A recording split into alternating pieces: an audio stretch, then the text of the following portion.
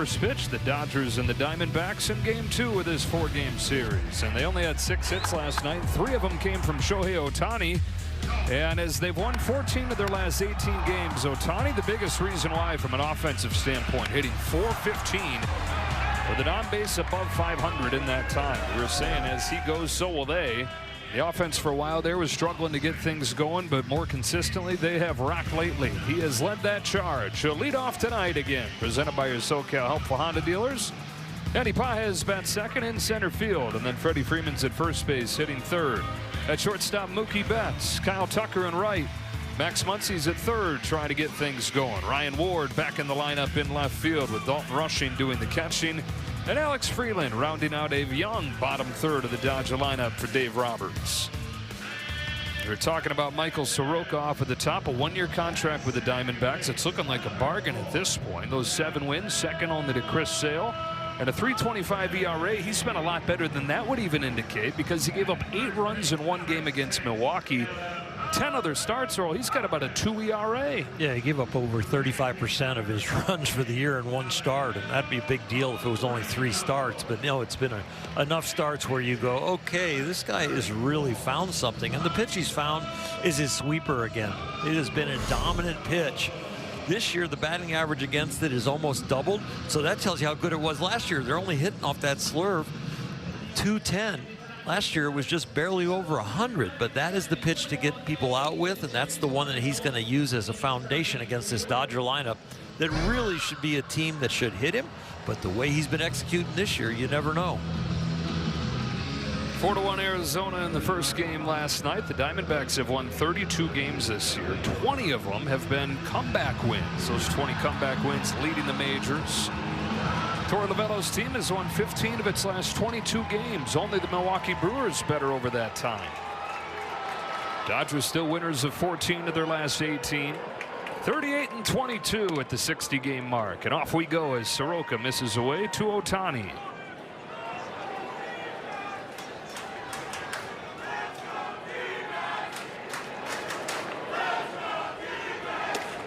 One ball, one strike. Soroka, former top prospect, got to the major leagues with the Atlanta Braves when he was 20, and as a 21-year-old he was an all-star. And it looked like future Cy Young contender. Ohtani rockets a line drive into right all the way to the wall, and he's got extra bases to start this game. Leadoff double for Ohtani.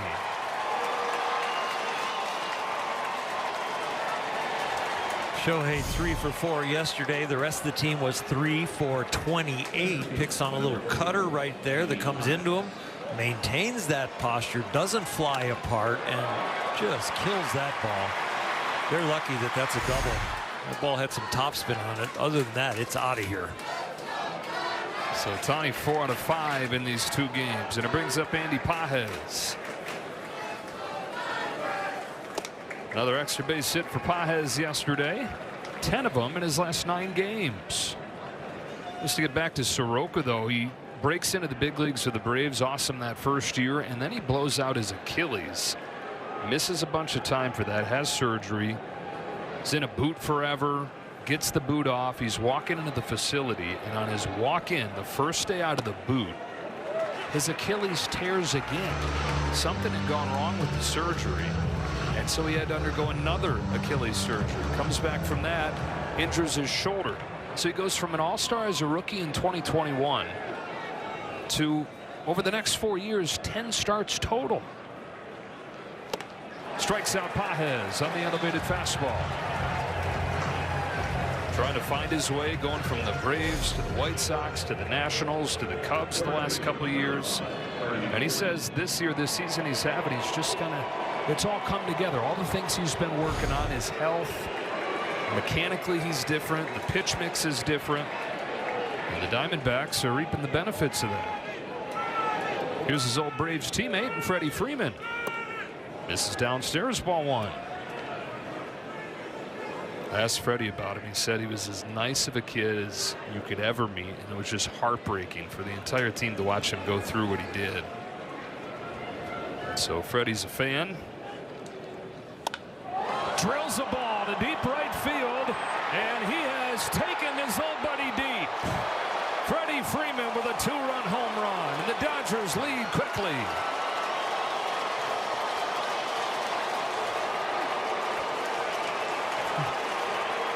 Freddie says, I like you. Sorry, I'm not sorry. Bang, 2-0. When the hitter thinks that you're one of the sweetest kids ever in the locker room, you are not going to be intimidated. In some ways, Soroka needed to knock him down a little bit to even the scales. But left-handed hitters have really hit him hard this year. For a 288 clip as far as batting average, righties only under 200. So Freddie showed that left-handers dominate, and so does he. And as Kirsten told us during the pregame show, this has been the way for the Dodgers, hitting the ball out of the park. 31-8 this season when they hit a home run. Failed to do so yesterday. Well, the Diamondbacks connected on 3. Betts sprays it foul. Sure is nice to have a fast start the day after you lose a game in kind of a gut-wrenching fashion the way they did. Yeah, 2 for 8 with runners in scoring position, but both of those hits did not score runs. The only run they scored was a little ground ball in the infield, was the RBI. Betts challenges here. ABS is powered by T-Mobile.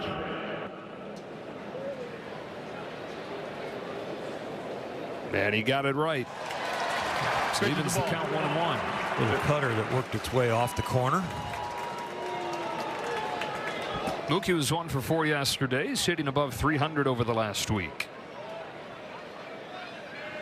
And a 1-1 from Soroka. Takes outside, ball 2. Yeah, that's the interesting thing about Mookie right now. He hasn't gotten his average to climb over 200 and stay there, but hitting over 300 in the last week or so. So is he getting hot? Well, it's been a couple of years since he's hit for the kind of average that you typically think of when you think in Mookie Betts.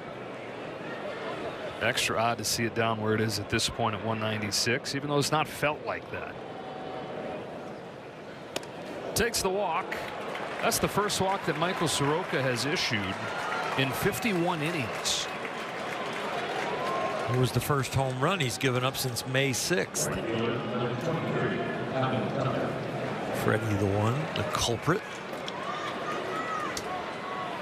Sometimes it's good to be the bad guy. Isn't that what they play in the pregame video at Dodger Stadium? That's what I thought about. Yeah. The all-American guy, the guy that visits with everyone and congratulates everyone with their first hit, first home run. Hey, you got my line drive, I got yours. He's Mr. Social over there, but yeah, you can be the bad guy and be Freddie Freeman. Sneak up on you as the bad guy when you're Freddie. Even at 6'5", never see him coming. 0-1 on Tucker. Lays off that high fastball. Tucker had the 2 hits on Sunday. Very encouraging day by all measures. But then yesterday 0 for 3. And Dave Roberts had questions about him today. And he said, yeah, we see flashes. We see signs that he's getting it. We just haven't seen him sustain it yet. Last time that Tucker had back-to-back multi-hit games was the first week of the year. Just one time this year. Dave was saying, of course, early on, I'm sure there was some pressing going with the new team and the pressure of the contract, but he said at this point you're 2.5 months into the season, that's got to be gone.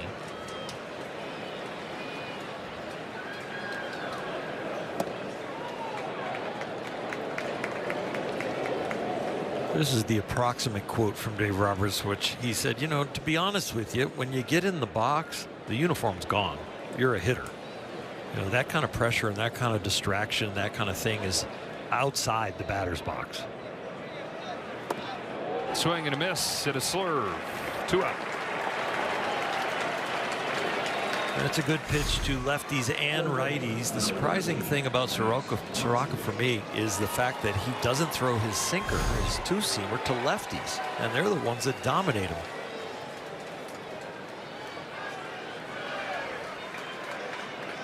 Two in the bank, 2 outs, and Max Muncy's the hitter. 0 for 3 with a pair of Ks for Muncy yesterday. Just 156 over his last 11 games. And remember, guy hit on the wrist in Milwaukee now 11 days ago, and he said it's still sore, still pretty swollen, and hurting him pretty much every time he swings. But they told him it can't get any worse, so he said, let's go. I can still go out there and compete. Said his first throw each inning, he feels like an old man because there's this big loud crack as it breaks loose a little bit. It kind of feels like par for the course for him the last few years. Will he'll get going and be in a hot streak, and then something physical happens, something freak happens, like the oblique injury or the knee injury last year. And now it's this wrist that, to be clear, he didn't go out of his way to use as an excuse. I brought it up, and so probably something to that last few days. The edges are so close together at the big league level, so any small percentage of something not working perfectly can put you in a tailspin.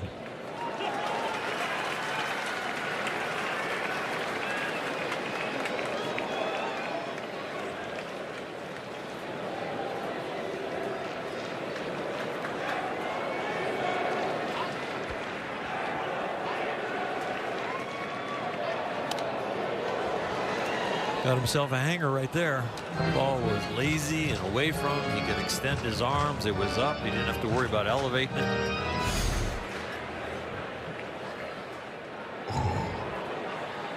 That's the kind you put into the machine when you're practicing against curveballs. You go, yeah, give me some of those hangers. Let me get right. Yeah. And gets under this fastball, pops it back of third. Arenado angles over there onto foul ground and makes the catch to end the first inning. But the Dodgers jump on the board first. Freddie Freeman crushes his 9th home run. Dodgers 2, Diamondbacks coming up. It was his 5th home run in that time, and he's knocked in 20 in that 15-game stretch. He'll lead off for Torey Lovullo with Corbin Carroll to bat second. Gabriel Moreno catches and hits third tonight. Arenado, Waldschmidt, and Vargas. Then Jose Fernandez. Jorge Barosa gets another start after his great defense last night. And Tommy Troy, who had his first big league home run, DHs and bats 9th. Eric Lauer came to the Dodgers with an ERA close to 7. Had a couple weeks off, though, and kind of a reset, a nice change of scenery, and looked really good against the Rockies last week. Went 6 innings, gave up just 1 run. He didn't strike out a lot of guys, but when he did strike out guys, 3 of those 4 strikeouts were with the fastball and the curveball. Those are the 2 pitches we shall see the most here tonight. The curveball is a nice pitch. It's not like a put away unbelievable curveball, but it's solid. And all of his pitches are solid. What he needs is good location to miss the barrels. Yeah, the fastball is only going to be low 90s, and the velocity's been down on that with not a lot to spare. And so you go down from 91, 92 to 90, and it might not seem like a lot, but that's a lot. And so fastball that relies so much on command relies on it even more. But that's always been his best quality, is that fastball, even though it's not super fast. It's the one that Cody Bellinger once described as a freaking weird heater. That's right up Cody's alleyway right there, the description. It's one of those where hitters would say, I don't get it. Like, it's hardly going to break a pane of glass, but I just can't hit it. Yeah. Well, he's really good when he's on, hitting the edges. There's not a lot of life to the pitch, but it just one side to the other. It's the correct height to set up the curveball. The Dodgers are very good at convincing people these are your 2 best pitches. Become an expert at them. And the other ones you still have, but you have to find the right time to have those enter the game. As you've touched on, is the fastball, threw it 50 times for the first time since his first start this year. Gets in on him right here with that fastball. And he'll retire Marte for the first out as Freddie Freeman helps him out. And it was the curveball, 19 of those against Colorado.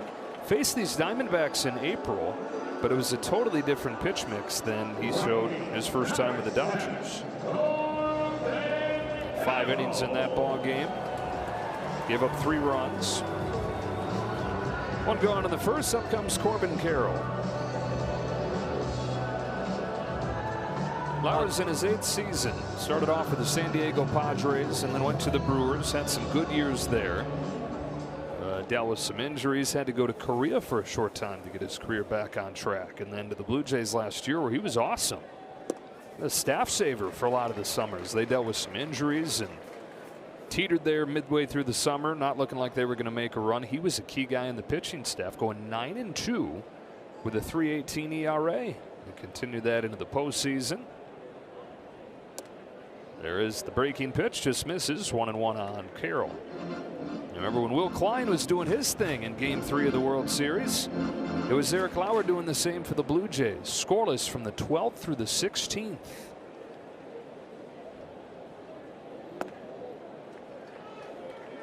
Dodgers have welcomed him with open arms. In the 9 offensive innings that the Dodgers have played when he's been on the mound, they've scored him 17 runs, including the 2 tonight before he even took the mound.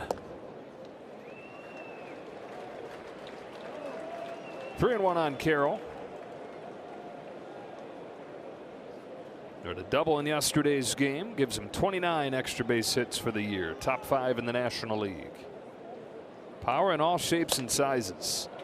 5'10", 165, but he can punch it. Does down to first right here. 2 up and 2 down on a pair of soft ground outs. Carroll ran down the line. Marte walked down the line, and then the ball got thrown away.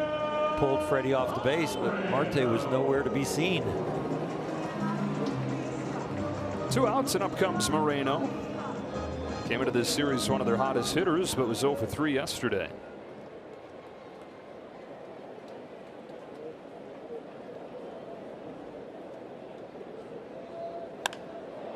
Sends this one in the air to right field. Tucker goes back. Plenty of room. He's got it. And a 1-2-3 first inning and 11 pitches for Eric Lauer.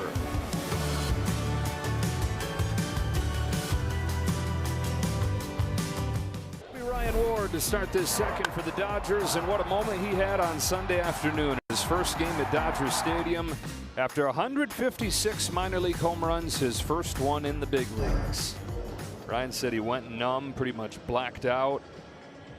After hitting 150 some of those in the minors, I asked him, I said, there had to be times where you thought, I don't know if I'm ever going to get one of those in the big leagues. And he said, absolutely, there were those times. Back-to-back years hitting 30-plus home runs in the minors and not getting the call.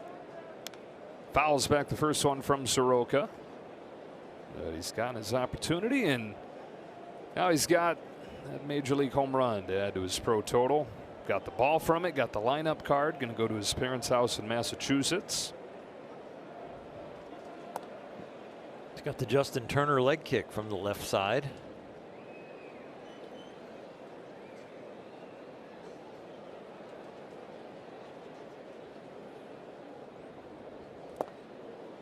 Chases a changeup, and as much power as there is, the chase has been the thing that has held him back.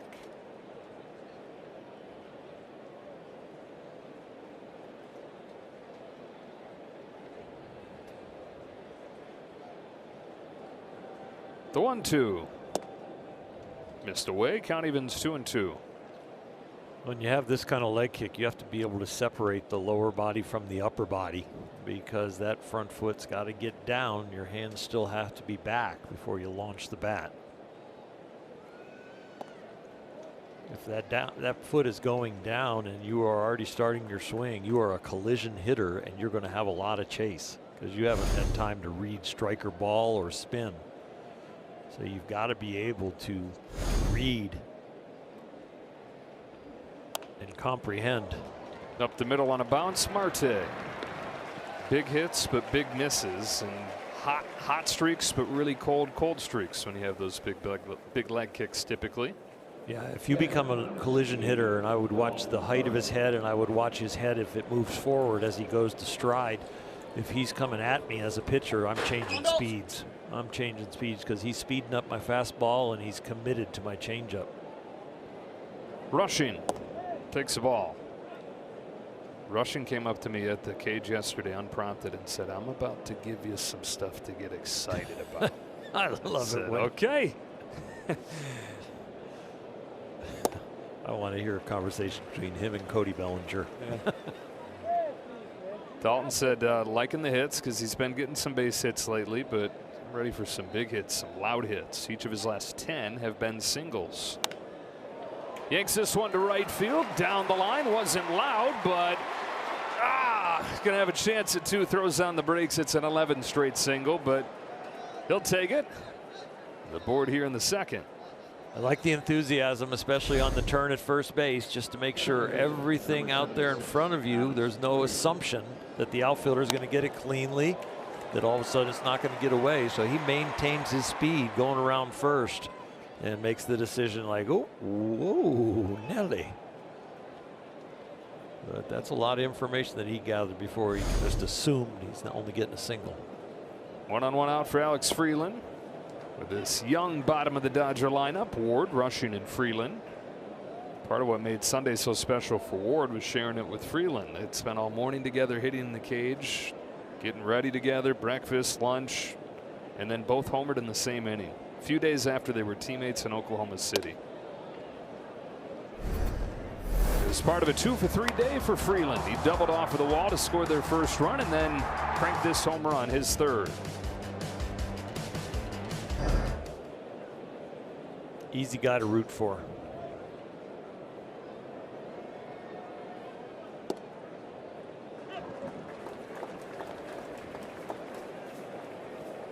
Everybody in the clubhouse, everybody in the front office, it seems like does. And it's one of those things where everybody wants to see him get an opportunity. It's just the team is so loaded up.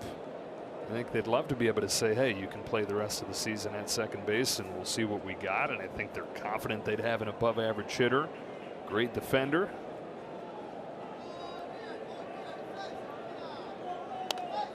But you got Tommy Edman working his way back. Edman, while he can play all over, his most likely spot to play is second base. So the runway can only be so long. Good problem to have as a team, not a great problem to have when you're the guy that gets squeezed out. Pop up down the line, and that's going to drop in. Hit him where they ain't.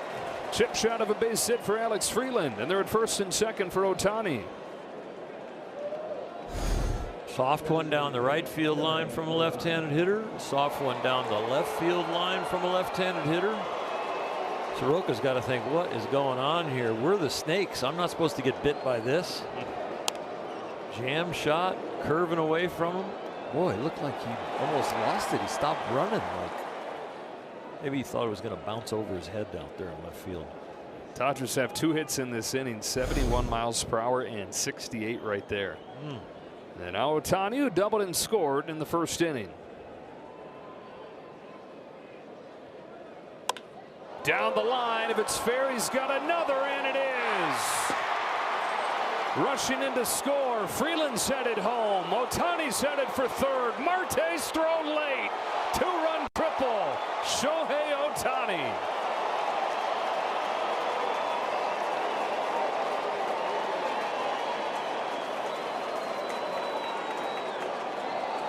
In Shohei's book, he's got 2 of the tough ones out of the way as far as the cycle. 7 innings to go. Yeah, I mean, a single and a home run from him.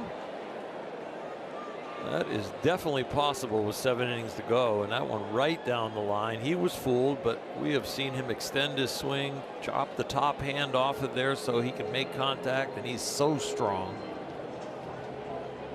It's pretty exciting for this Dodger offense already.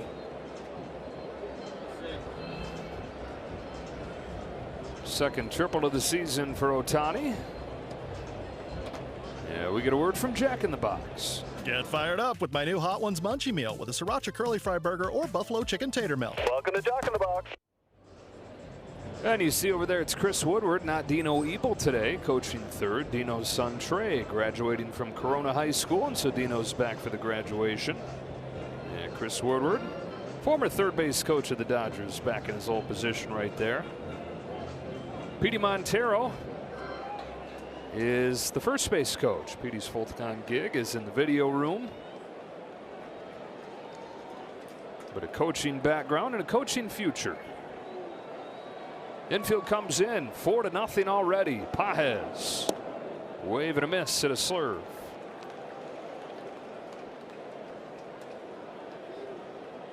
Trey, by the way, Dino's son, committed to Texas A&M, but good chance he gets drafted early, like his big brother Brady did. Brady's off to a good start in his first full pro season.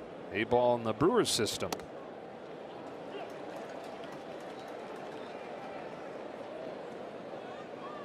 All the Dodger hits with their left-handed batters. Righties have yet to get a hit yet. And coming into the game, that was the story with Soroka. Soraka. Give it to me. Give we the right pronunciation. Soroka. Thank you. But he 100 points higher, the left-handed batters. They are killing him. Pages flips it back of second. Backpedaling Marte to put him away.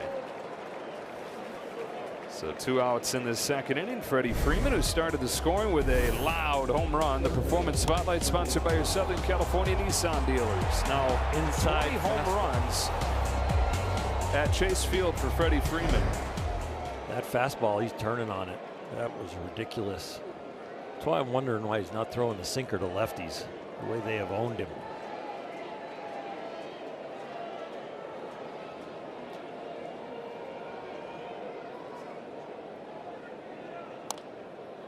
Starts him with a slurve, and it's grounded foul. When Freddie saw Soroka last year, when Soroka was pitching for the Nationals, 0 for 3 with 3 strikeouts. And he told me, hey, if I have to have a day like that, I'm okay with it coming against him. But he got him back with that home run in the first inning today. Got Ohtani at third, 2 out. And he leans into this one, flies it into shallow center field. Fernandez out. He'll make the catch and end the inning, but 2 innings and 2 runs in both. Ohtani doubled and scored in the first, drives in 2 with a triple in the second. 7 innings to go. Cycle watch.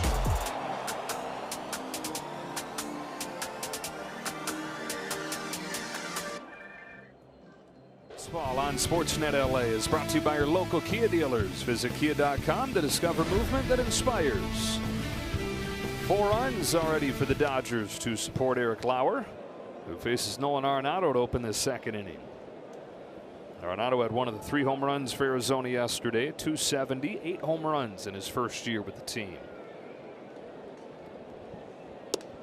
Ahead 2-0. Emmett Sheehan was getting him out with breaking balls with his fastball, but by the 3rd at bat to Arenado, he had thrown him breaking balls off the plate. Well, that one was a strike and left it on the plate. Trained the veteran hitter what he was going to get him out with and put it in a bad place. That thing is way up there. Yeah, it's going to land a souvenir. Well, even with that home run, the couple home runs that Sheehan gave up, 6 1/3, 2 runs, an 8th consecutive game where the Dodgers starter has given up 2 or fewer.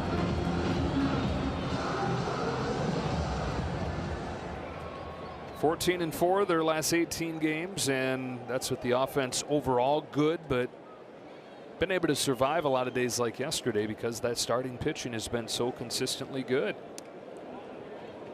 Well, you mentioned the youth at the bottom of the Dodger offensive order here today. Well, the youth in the rotation has really stepped up to make them very consistent. Sheehan, Sasaki, Robleski, those 3 have really substantiated the rotation in a way that it's not just surviving, it's thriving. You got Glasnow and Snell out. Waiting on River Ryan. There's Gavin Stone right there, waiting on him.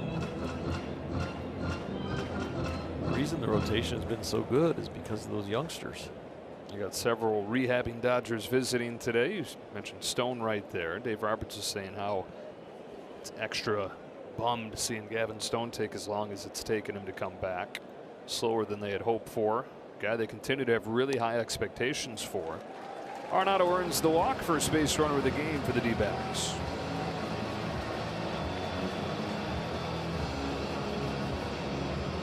For a little more on the guys that are visiting, we can check in with Kirsten. Thanks, Joe. We've got some good news. So yesterday, Evan Phillips, he actually threw a live bullpen here at Chase Field, and they've confirmed that he's going to be starting his rehab assignment towards the back end of this week. So once he kind of gets his built up, goes back-to-back days, he should be able to be making his return to the big league mound, guys. And good news back at Dodger Stadium, where Edwin Diaz has started throwing.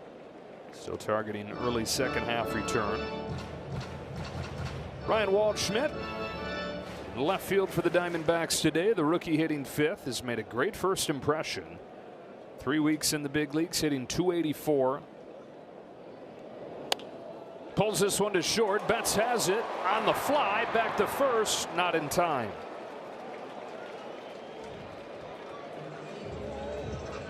So 1 gone, and Arenado's safe back at first. Lots of details on this play. Mookie making sure he has it, then knowing he's got to throw to first, and then Freddie, knowing they don't have a chance, blocking the ball so Arenado doesn't advance if the ball gets by him.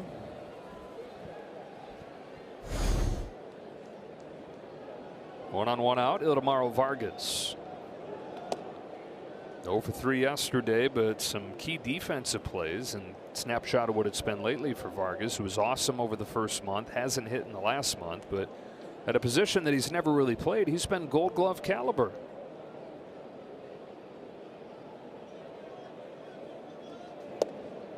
Been doing it with an actual Gold Glove. He didn't have a first baseman's mitt, so he's borrowing it from Carlos Santana, guy whose job that he took when Santana got hurt.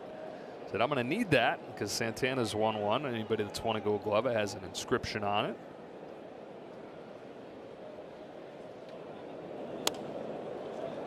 Pops it into shallow right center field. Freeland goes back and makes an over the shoulder catch look easy.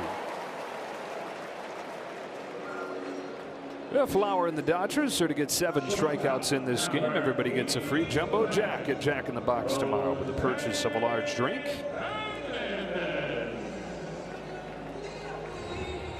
Two outs and Jose Fernandez is the hitter. 22-year-old rookie from Venezuela who's hitting just .138 over his last 11 games.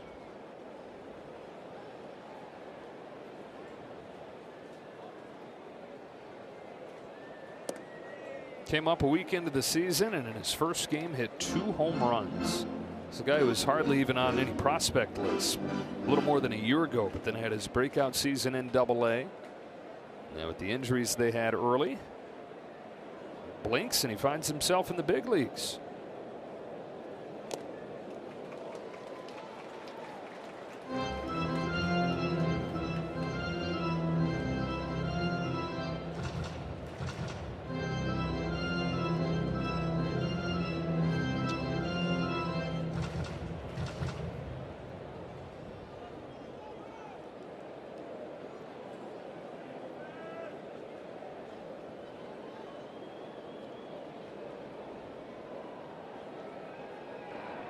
Lauer comes home with an 0-2. Get off me ball, says Fernandez.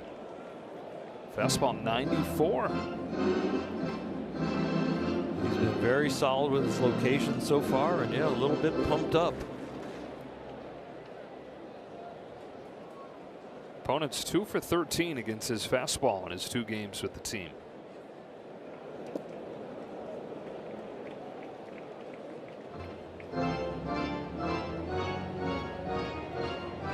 Not only a change of location and a fresh start, it's a fresh start on your numbers. Now it's in your mind is, what have I done with my team? Not what have I done on the whole year.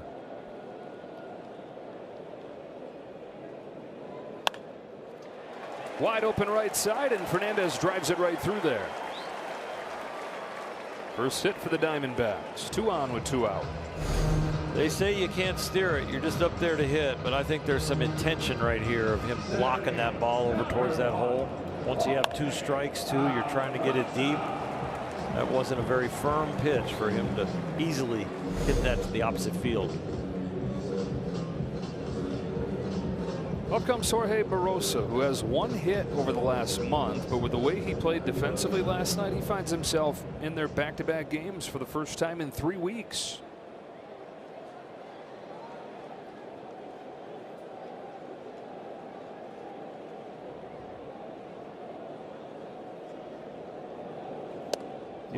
No new friends with Will Smith yesterday. You're right on the same. I was going to say, Will Smith ain't buying him any dinners. No, wasn't the only guy that you'd wind up on their MySpace top 8 at the top end of the night. Deleted their Zangas, all of it. I passed Will down in the locker room. I said, hey, start hitting a few bloopers. It's like he's just shrugging his shoulders, waving his arms like, I don't know what to do. Take a day.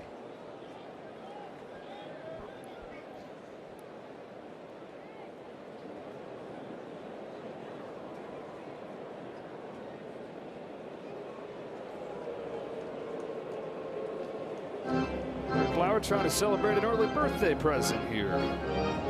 Turns 31 tomorrow. native of Ohio. To Barroso at the 1-1.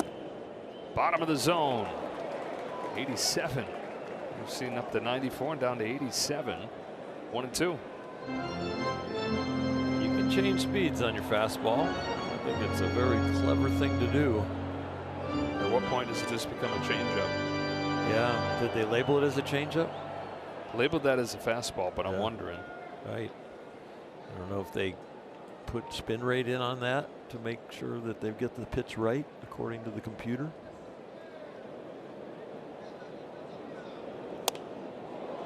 Pop fly left side. Max Muncy into foul ground to finish off a scoreless second for Lauer.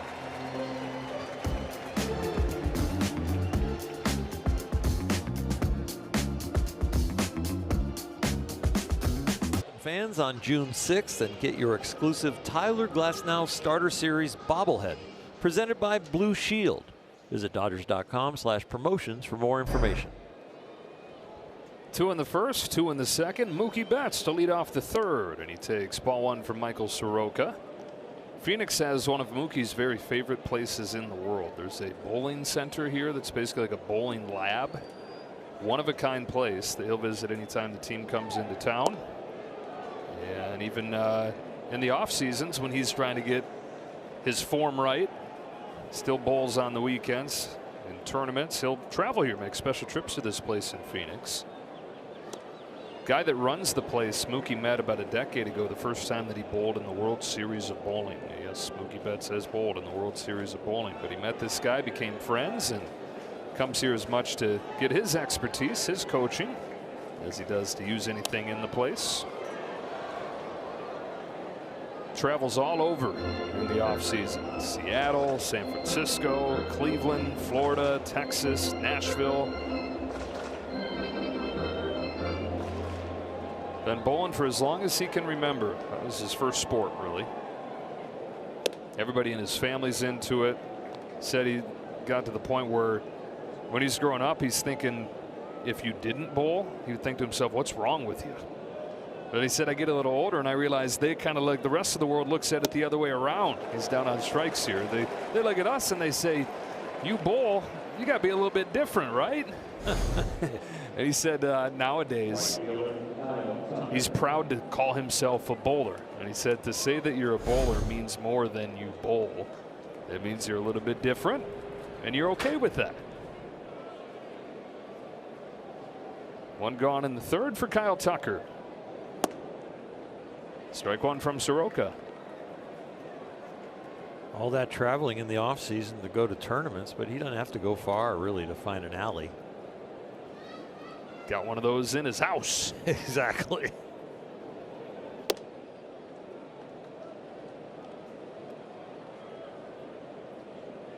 His equipment bag's a little bit heavier. Traveling his ball. You got his ball, you got the shoes, you got his guitar. He's picked up playing the guitar lately. Mookie doesn't do anything just to do it. If he's going to do it, he's going to try to be the best in the world at it. And there are commonalities between the way he approaches baseball, obsessing over moving to short and all the details there, the way he grinds on his mechanics hitting, and also being obsessed with something like bowling and lane patterns and the way they grease the lanes and the way the different balls move. Well, wasn't last year he was traveling with something to eat a different way too? When he's trying to gain his weight back, I think he was traveling with some food or different things. Plus he also has a chef. Bring the chef. Well, guys, he travels with a cooking set. So essentially a hot plate, a pan, things that tools that he can cook with, and then he'll order groceries when he's in the city that we're playing in so that he can create his own meals, keeping himself healthy, but also when in times he's trying to gain weight, allowing him just to have control of what he's eating, guys. When you say cooking his own meals, is he the chef? He's the chef. How about that? He can do it all, guys.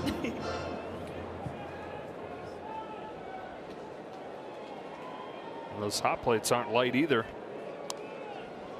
I mean, he's got to be tipping the clubbies a lot.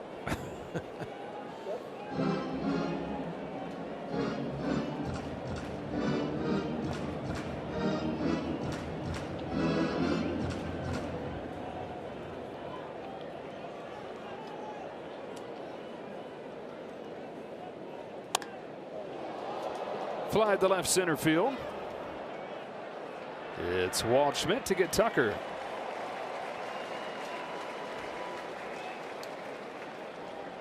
Muncy heads up there, popped out his first time. Looking for his first hit of this series. We're talking about that wrist being sore. It was as frustrated as I've seen himself during batting practice and as long as I can remember today. You guys will have days where they don't quite feel right and you can tell they're working on something, but visibly frustrated. Slammed his bat down a couple times, unlike him. This is kind of a window into where he's at. Fouls this one off, and it's 0-1.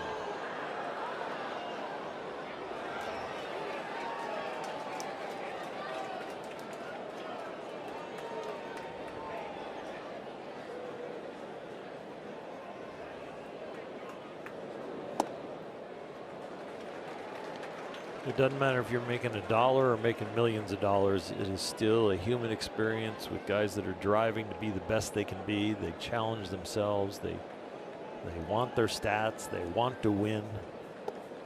And when they know they're not in the best place, it can get very frustrating. Big leagues is one big fishbowl.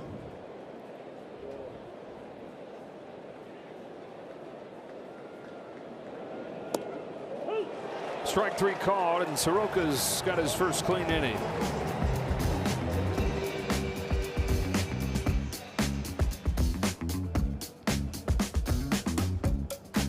Join the Dodgers in the fight against ALS. Visit MLBtogether.com/4ALS to bid on the Dodgers commemorative bat signed by Emmett Sheehan. Join the fight against ALS today. Now, for Emmett Sheehan, his involvement with ALS really began when he was at Boston College playing baseball there. There was an alum, a former player, Pete Frates, who would visit the campus often, and he would share about his own experience battling ALS, spreading awareness. And he actually was the same guy who co-created the ice bucket challenge. So for this, Emmett has always said it was something that the team really embraced, continuing this awareness. So you'll notice for Boston College on all of their gloves, it will have the KALS or strikeout ALS. So that's something that Emmett chose to bring to the big league level with him. So every time he takes them out, he's continuing to spread awareness, guys. All right, Kirsten, and all of Major League Baseball spreading that awareness today on Lou Gehrig Day, June 2nd. Anniversary both of him taking over as the Yankees starting first baseman and then his passing 16 years later of that terrible disease. 4-0 game here in the last of the third. Ketel Marte grounded out his first time.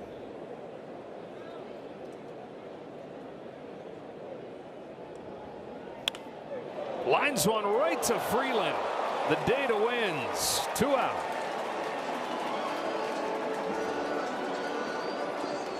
L4M up the middle right there. Don't need a lot of ups, you just need to time it perfectly. They got really good defenders and they've got really good scouting, and they have been one of the best defensive teams in the majors. 2 up, 2 down. Here's Carroll.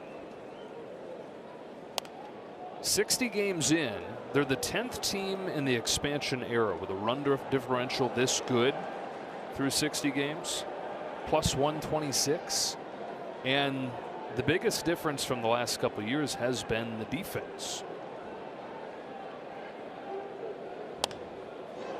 Fly deep down the left field line. Back goes Ward into the corner. It's off the top of the wall and gone. Corbin Carroll with an opposite field home run. And this Diamondbacks team, which typically does not hit home runs, has done nothing but that in these 2 games.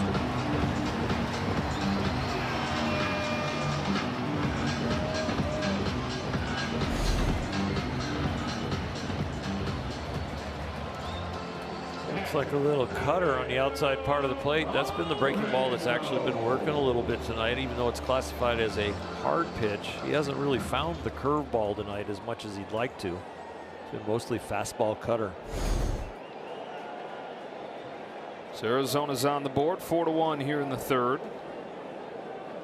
And that is what haunted Lauer in Toronto. Gave up 11 home runs in his 8 starts with the Blue Jays. It was the most in the American League.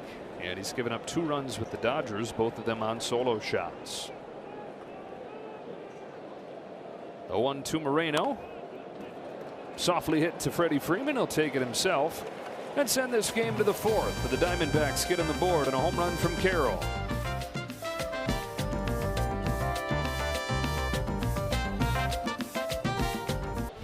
Back-to-back world champion Dodger baseball on Sportsnet LA is brought to you by Jack in the Box. Get fired up with the Hot Ones Munchie Meal. Speaking of hot, back in Phoenix, where it is 3,000 degrees today.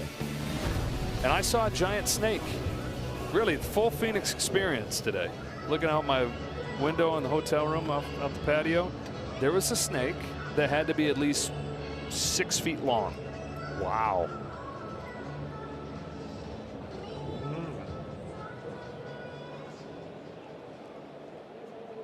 Slithered away, but I know he's out there. You're not going on. I'm not going out there. It's Ryan Ward to lead off the 4th. Take it inside from Soroka. Ward, those 8 minor league seasons. He's talking with Alex Freeland about him. He said, you know what?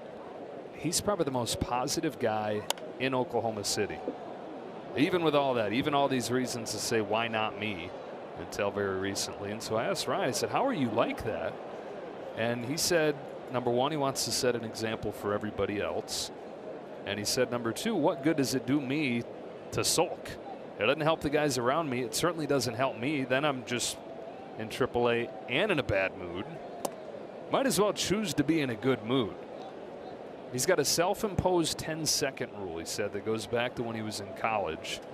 You're going to get mad playing baseball, but his rule is he has 10 seconds to be mad, and then he forces himself to move on. And then he said, mostly at the end of the day, I'm getting paid to play baseball, and I'm going to be mad?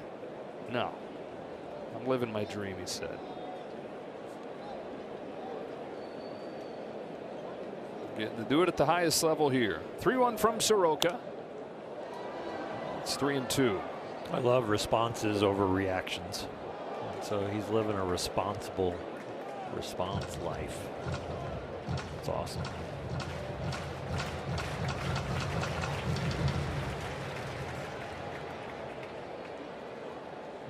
On a payoff. Same thing as the first time. A grounder to second. Marte fires over to get him.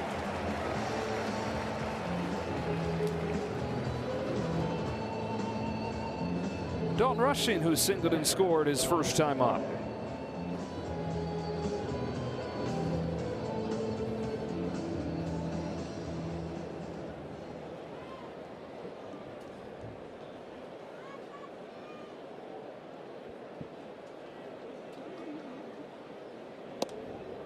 You know, the overall numbers for Rushing this year are pretty darn good. 261 average, above average. OPS is in all-star territory. 866, even though he doesn't have an extra base hit in more than a month. That's how powerful he was those first couple weeks there.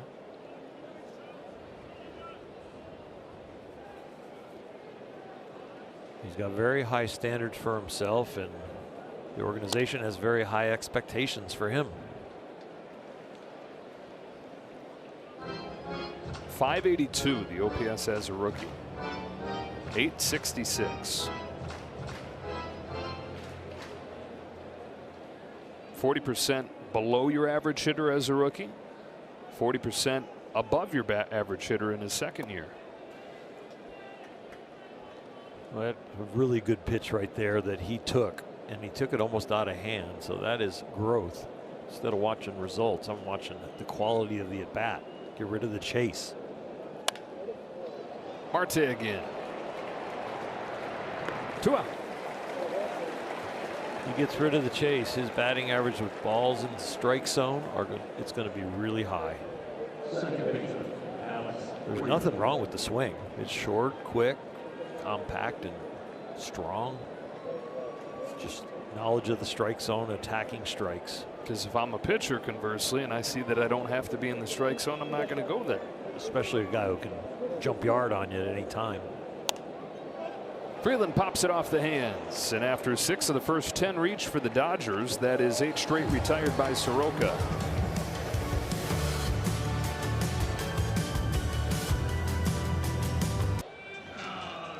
The first 40,000 fans on June 20th will take home an exclusive Shaquille O'Neal bobblehead. For tickets, visit Dodgers.com/promotions. Because why not? Look at that.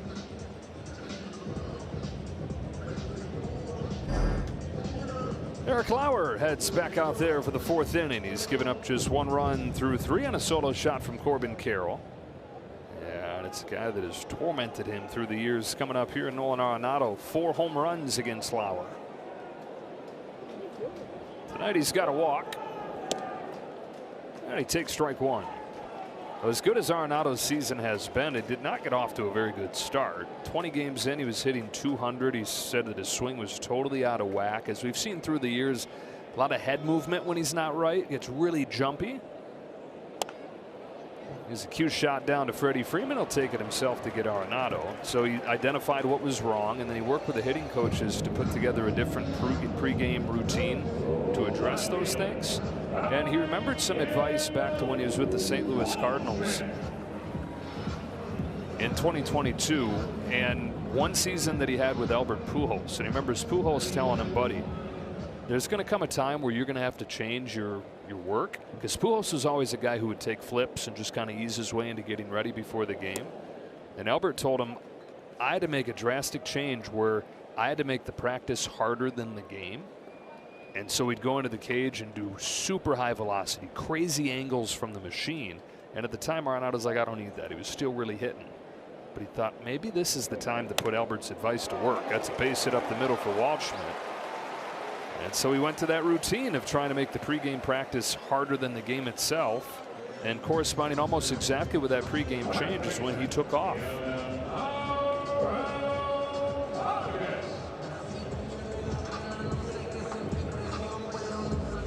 1-on-1 out, and here's Vargas. Arizona has 8 hits in the series, and 4 of them are home runs. This is not their reputation, but they are producing the long ball. The only way they've scored in this series. On the year, 3rd when it comes to hitting with runners in scoring position, 27th in home runs.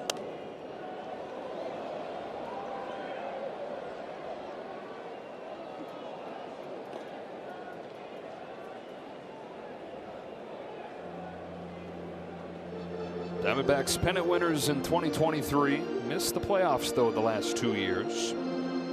Now, the 2023 team, if you remember, was this close to missing the playoffs altogether. They were the last team in. Went on to their first World Series appearance in more than 2 decades.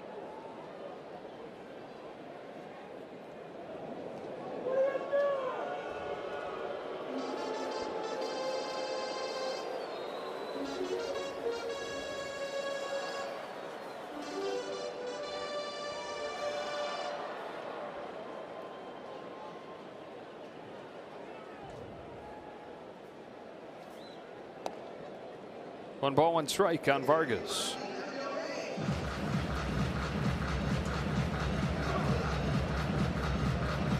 Especially good against left-handed pitching, Vargas. OPS against lefties 400 points higher than it is against righties.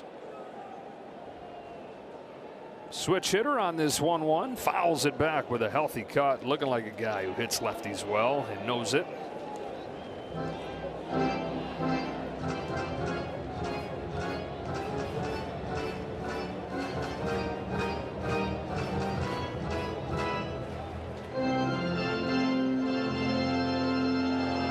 After that swing, I'm thinking about changing speeds now.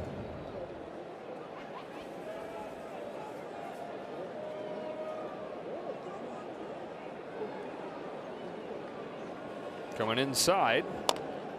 Yeah, it was a cutter. Bounce back to Lauer. His own play is at first. And makes a good throw this time to get Vargas. Waldschmidt in the scoring position. 2 away.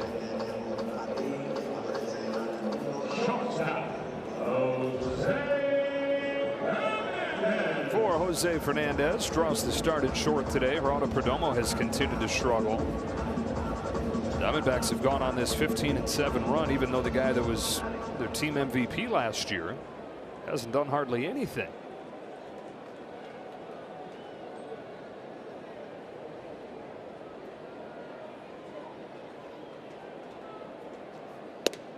Talk about the Diamondbacks being one of the best with runners in scoring position, and this is the best of the bunch right here. Jose Fernandez, 382 with runners in scoring position as a rookie.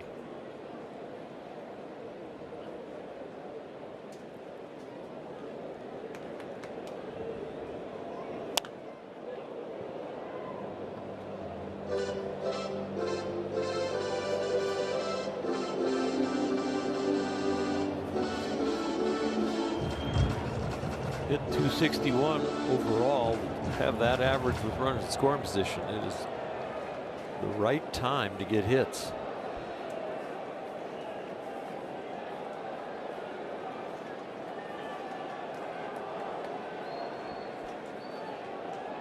Walshman at second, 2 out, and a 4-1 ball game. 1-1 comes home, and a curve popped out of his hand for ball 2.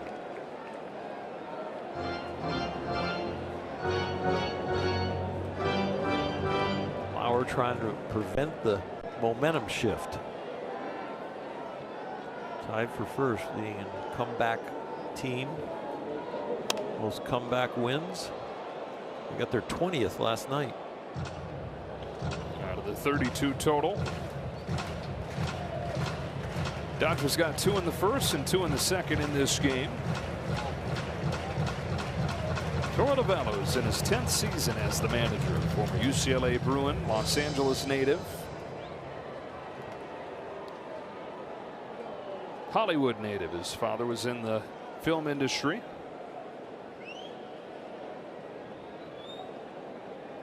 Two from Lauer to Fernandez. Sawed him off. Foul ball. I think he's going to need new lumber.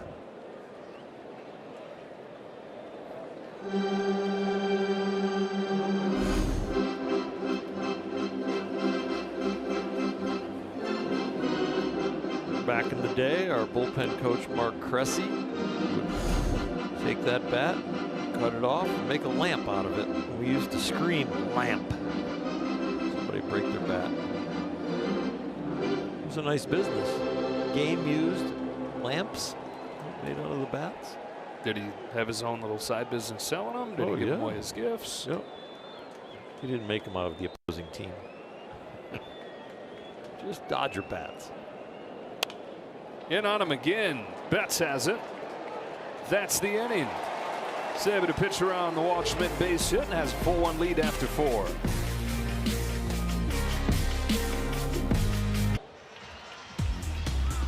Shohei Ohtani sent the lead off this 5th inning for the Dodgers. He doubled to open the game and came in to score. 1 inning later, knocked in 2 with a triple. And so as we go to the 5th inning,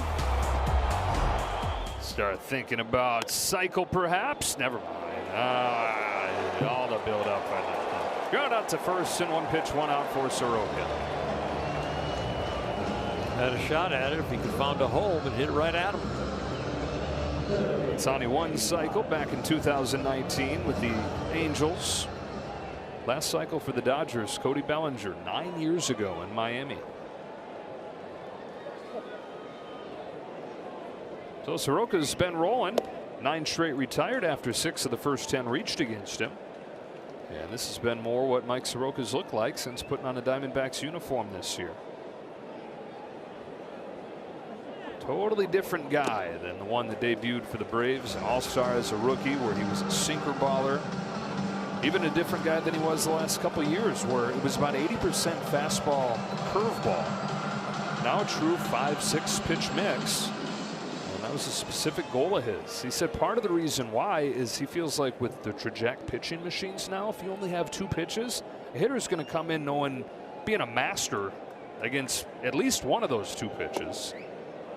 So the Traject machine that can simulate exact spins and movements of exact pitchers' pitches. He said he wanted that comfort to be able to break something out that guys maybe weren't ready for. Strikes out Pages, has his 5th. Well, that full quiver now.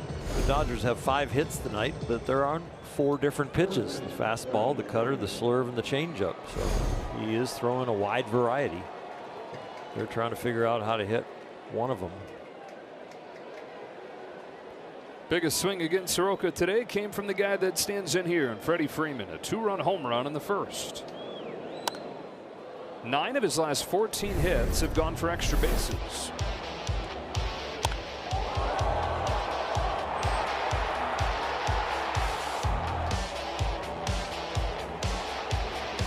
He's also knocked in a run 7 of the last 8 games. Jam shot down the line. It is fair. 2-out single for Freddie Freeman. That is not a bad swing. It's just bad exit velocity, but it is a good swing, and that's why he gets so many hits like this. He's able to pull his hands in and stay inside the ball and get enough of it to get those opposite field hits, even when they're hit weakly. First base runner for the Dodgers since the second.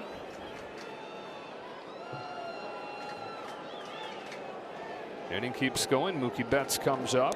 Dodgers have 6 hits in this game, 3 of them exit velocity 72 miles per hour or under.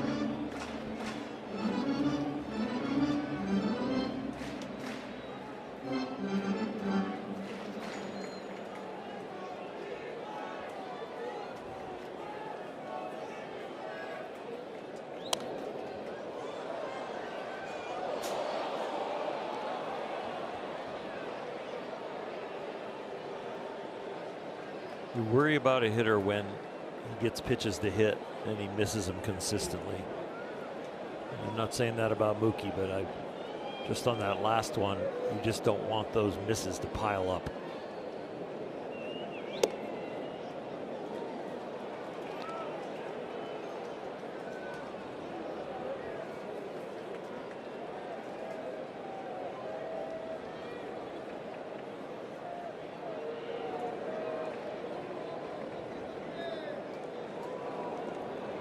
Last night, Ohtani was 3 for 4, and the rest of the team was 3 for 28.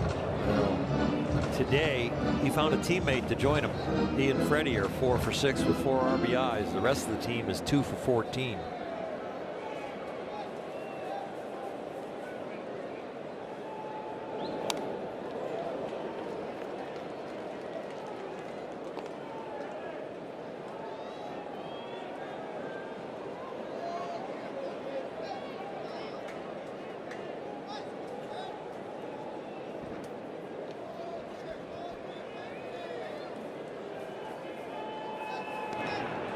Second check on Freeman.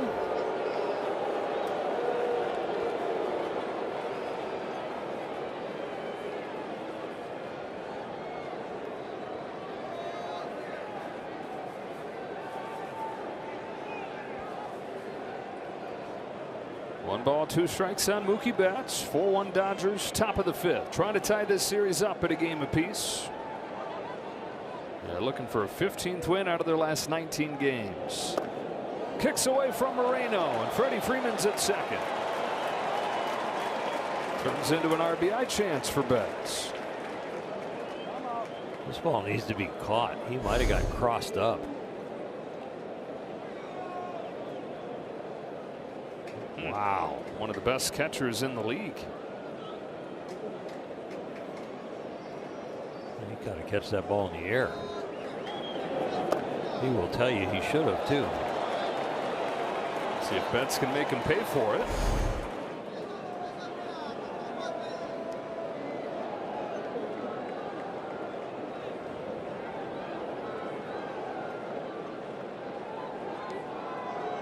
Soroka's 2-2. Betts hooks it down the line, but foul.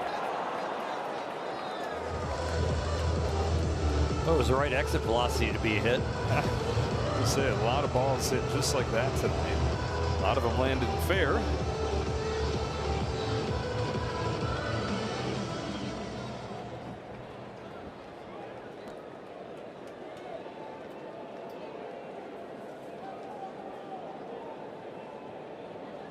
Soroka tries again, and Betts lays off. He's worked the count full. Kyle Tucker waits on deck. Soroka 85 pitches in. Nobody warming in the Diamondbacks bullpen yet. Torey Lovullo typically pushes these guys pretty deep. Averaging better than 6 innings per start the last month.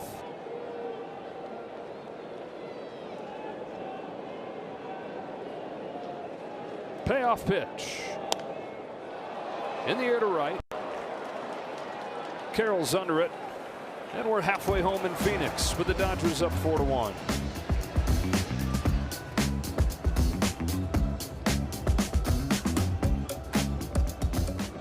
World Champion Dodger Baseball on Sportsnet LA is brought to you by your Toyota dealers. We make it easy. Happy 96th birthday to Bob Lillis. He was born in Altadena. Grew up in Pasadena, went to Pasadena High School, to Pasadena City College, to USC, and then to the Los Angeles Dodgers. Jorge Barosa leads off the bottom of the 5th, takes a ball from Eric Lauer. Brooklyn was grooming Bob to take over for Pee Wee Reese at shortstop, but then served 2 years in the Army, and that stunted that climb, but he came back, still was able to make it to the majors, and several years as a utility gloveman. Backed up Maury Wills at short. 10 years as a player, but then almost 50 years total in pro baseball for Bob. He had a long career as a coach. He had a few seasons as a manager in Houston. Bench coach in San Francisco. And at last check, Bob living in Orlando. Happy 96. What a baseball life. Bob Lillis.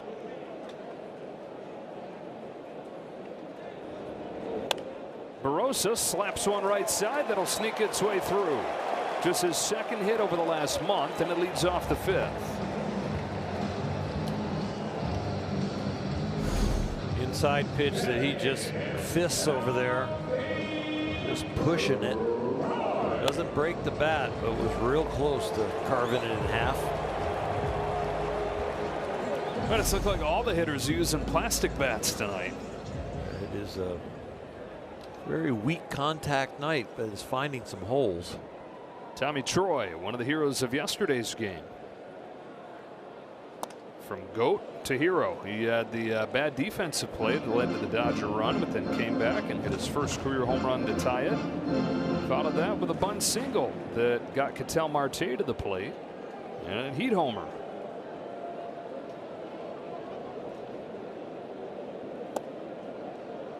Got the call on the changeup, and it's 0-2. Perfect spot.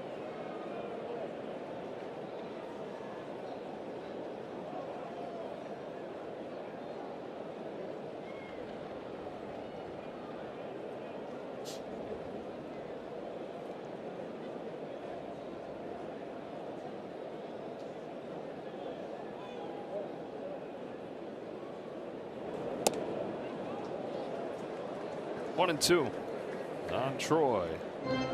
Dodger scouts liked as he was coming up at Stanford. Diamondbacks drafted him in the 1st round 3 years ago. Really well-rounded hitter. They were looking for some of that as they brought up him, and before that Ryan Waldschmidt. Smacks a base hit the other way. That's back-to-back hits from the bottom of the order to start the inning for the D-backs, and they get Marte to the plate as the tying run. You know, when you scout these smaller stature guys with the draft coming up, high school and college guys, and as a scout, you got to look at their abilities, but then you got to project 15 more pounds of muscle on them. Because where you're scouting them, they don't have the muscles that they have by the time they go through the weight program in the minor leagues and the big leagues, where they're strong enough to push a ball and hit a ball like that. Troy just 5'9". He's put on some muscle the last couple of years, though. He's up to close to 200 pounds. The D-backs threatening to do it again as they've got the top of the order coming up here. Blake Trinan begins to warm.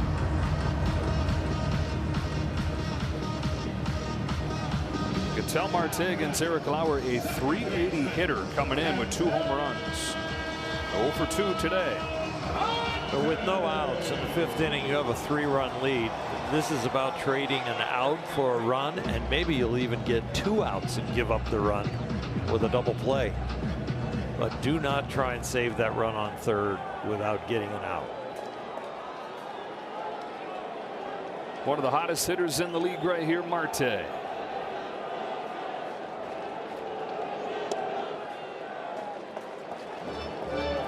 curveball just not been sharp today.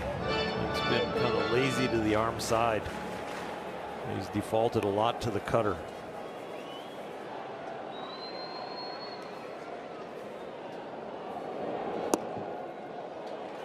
Fastball for a strike, 1-1. They charted that at four-seam fastball at 86. And the spin is so different on the fastball versus the changeup that it wouldn't get it wrong. That is just a very slow fastball.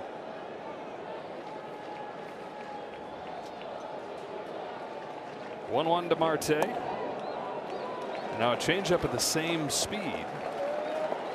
He might be altering his grip a little bit on his changeup today because he doesn't have the curveball. The curveball has only landed 6 times out of 16 pitches.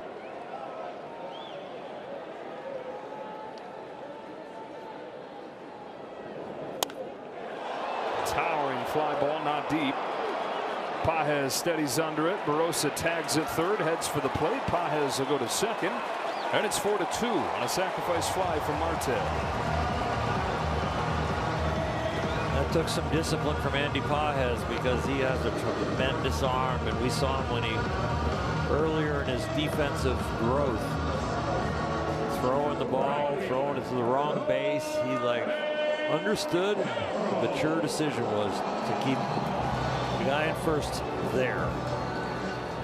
Big picture, kind of the same restraint you were talking about, wanting Lauer to play, facing Marte there, and the infield to think, not let this turn into a bigger inning than it needs to be. Strike one on Corbin Carroll. Went deep his last time. Oppo power. He got backspin on this and curved it right to the shortest part and hit it the shortest distance you can get a home run. Hit the top of the fence. Well, here's a great guy to look at as you talk about what you were going into the draft here a little more than a month from now. Carroll, still not big, but he was tiny, where a lot of teams were scared of drafting him. Even though he was excellent as a high school hitter, you had to be able to look past his size. Because if you're going to draft a high school hitter as high as they did, he was the 16th overall pick, you got to be more than just a fast guy that puts the ball in play. There's got to be power in there. And he showed enough of it that the Diamondbacks were confident drafting him. And he has grown into even more. Top 5 in the league in extra base hits. It's loaded up with some triples, which are speed induced, but he really is a combination of speed and pop. He's not big, but there's a lot of pop in that frame. And he is aggressive. He's a chemistry changer.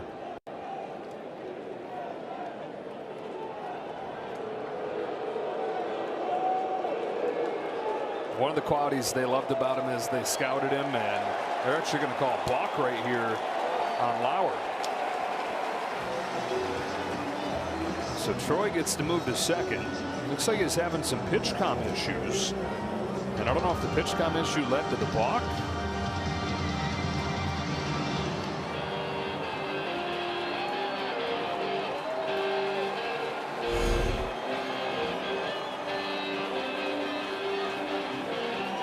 There's no balk there yet.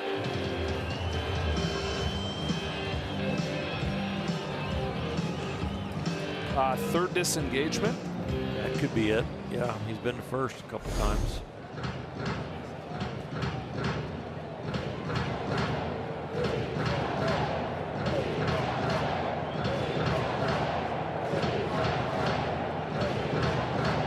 That's the first balk that he's been called for in 4 years.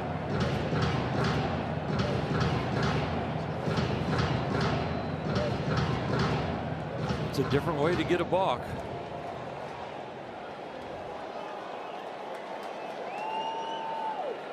Arizona one in the third, one here in the fifth. Runner at second, one out. 1-1 pitch to Corbin Carroll.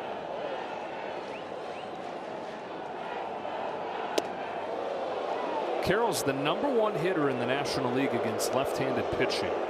Left-handed hitter is at .426 against lefties.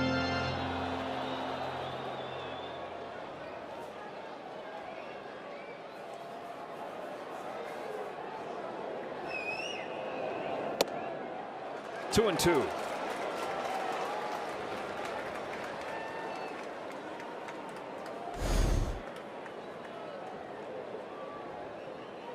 He hasn't had the curveball pretty much all day, but that pitch right there sets it up if he can pull the trigger on a good one.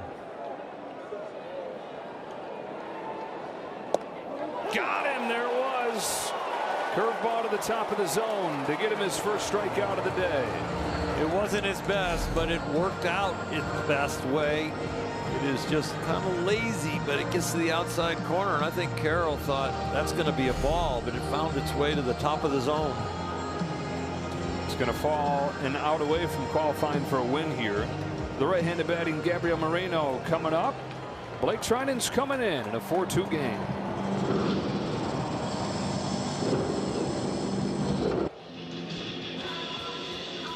Eric Lauer frustrated. He's unable to get through 5 innings right here, but with the tying run coming up, Dave Roberts makes a change, and the call to the bullpen is brought to you by Jacoby and Myers. It's Blake Trinan, who has a 1.80 ERA over his last 12 games. Well, he's dominated right-handed batters this year. The lefties are hitting almost 400 off him, so bringing him in, right man in the right spot. Moreno's the hitter. Troy at second, 2 out. And he sinks one to the knees for a strike, and we get a challenge right away from Moreno. It looked a little low.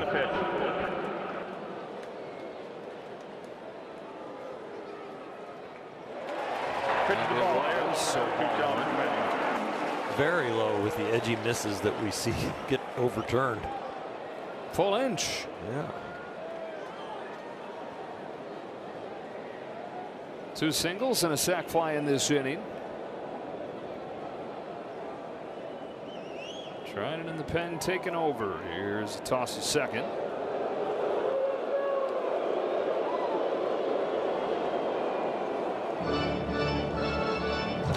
Interesting play in a key situation when you bring in your right-hander to face a right-hand batter that you put the play on at second. It's next level for Trinan to he heads up on that. A lot of time relievers are like, I don't even need to know those plays. Are you serious? I'm brought in to strike people out and get outs. I'm not into all the bunt plays and all the other stuff. Fancy plays. Yeah, let me tell me to think about it when the playoffs come around. Arenado waits on deck, and it goes to 3-0.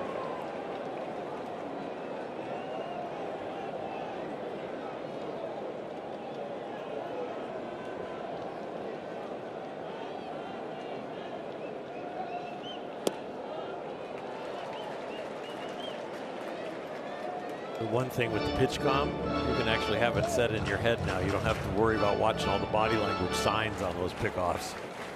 Pickoff, second base. Okay, that was an easy enough sign to get.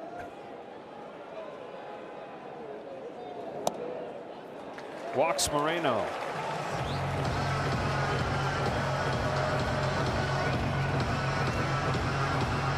And here is Arenado.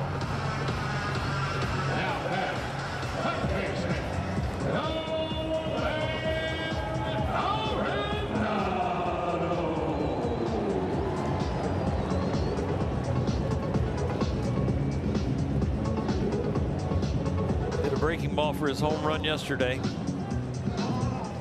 Dodgers proved to him yesterday that they want to walk him off the plate and have him chase.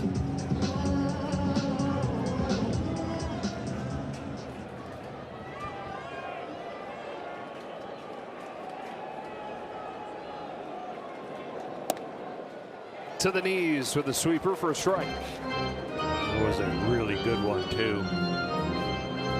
It was a ball, but it was a very good pitch.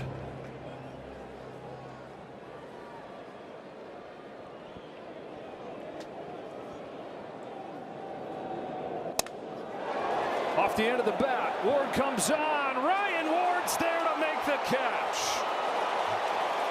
Not known for his glove, but makes a good catch and a good time to make it. Keeps it a 4-2 game.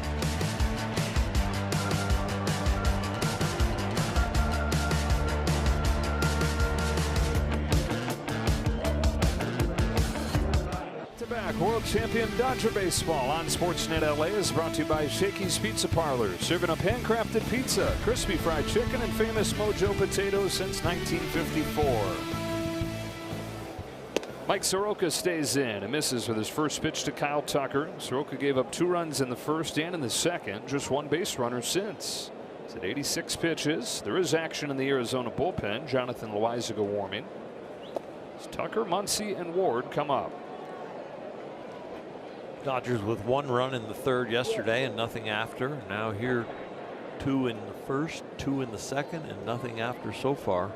You need some tack on runs.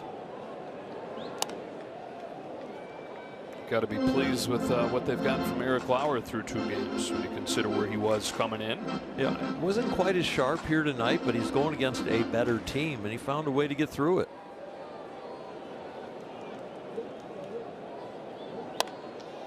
Tucker slaps this one to left field.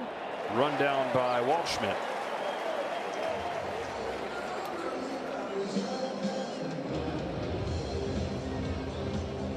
Dodgers some action from the top of the order, a lot of it. 4 hits, a couple runs scored between Ohtani and Freeman. Bottom of the orders contributed in Rushing and Freeland, but this part right here, Betts, Tucker, Muncy, Ward. Hitless. 0 for 9 with just a walk from Betts.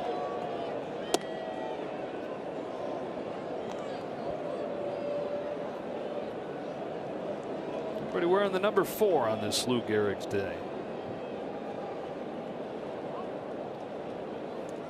That was 4 in the batting order for the Yankees.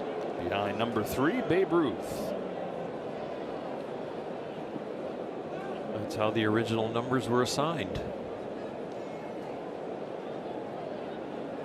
Pretty good place to hit behind Babe Ruth. Some RBI chances there. Sharply hit, stabbed by Marte. Muncy's out number 2. Gehrig has 3 of the 6 greatest RBI seasons in Major League history. Twice he drove in 173. And then one time an American League record 185 RBIs in one season. Average an RBI per game during his peak.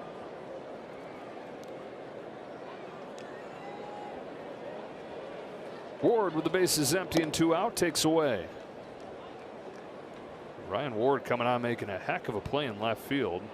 Talk about at the plate, it's the home runs. The question being the swing and miss, the strikeouts. Defensively, never going to be a Gold Glove caliber corner outfielder necessarily.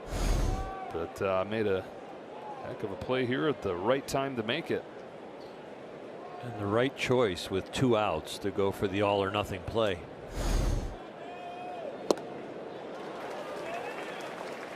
Twice is grounded to second today.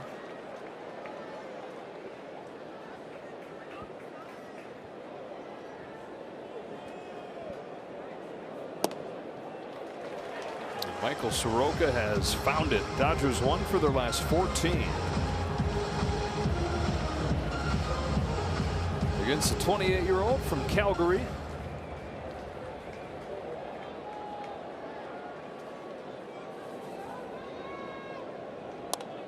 Well, 2 hitters are going to tell you you're not good enough tonight. Ohtani and Freeman are pretty good resumes to say, you know what, I just had to be a little bit better, but those guys are world class.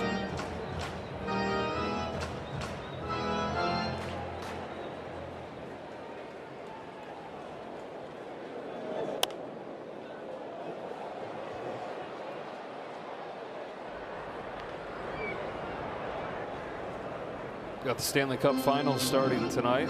Soroka was a hockey guy before he was a baseball player. Growing up in Calgary, he was a goalie, and a pretty good one.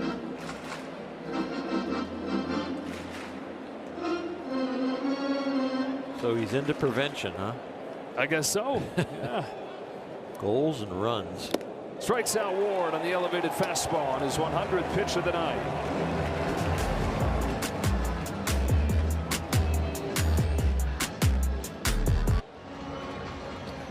Be one of the first 40,000 fans on June 16th and take home your Dodgers soccer jersey presented by Bank of America.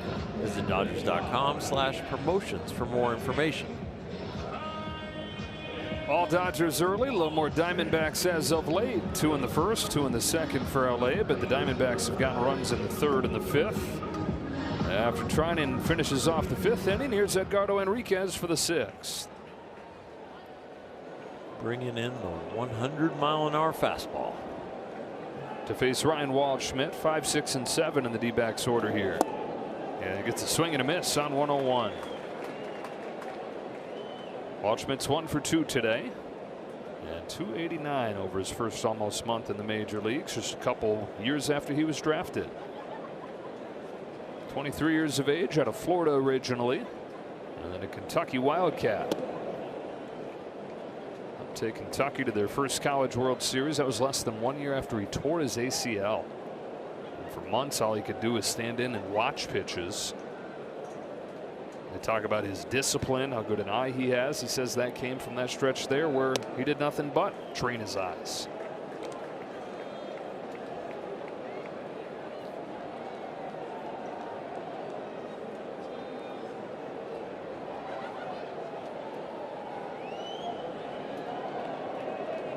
Got a 2-1 from Henriquez. He pokes it to right, and he's got his second hit.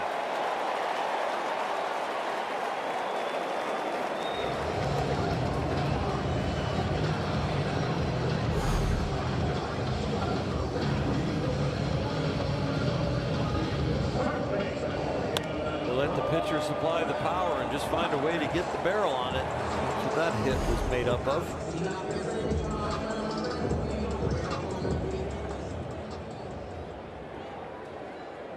Just like that, tying run comes up. Vargas has 7 home runs. That's already a career high for him. On a line to right, Tucker. Sliding catch. A lot of times outfielders will slide like that, even though it seems like it's unnecessary, to keep the ball out of the lights. And they can see that it's got a chance to get in the lights, so they will get their eyes to another level so they can see the ball into the glove.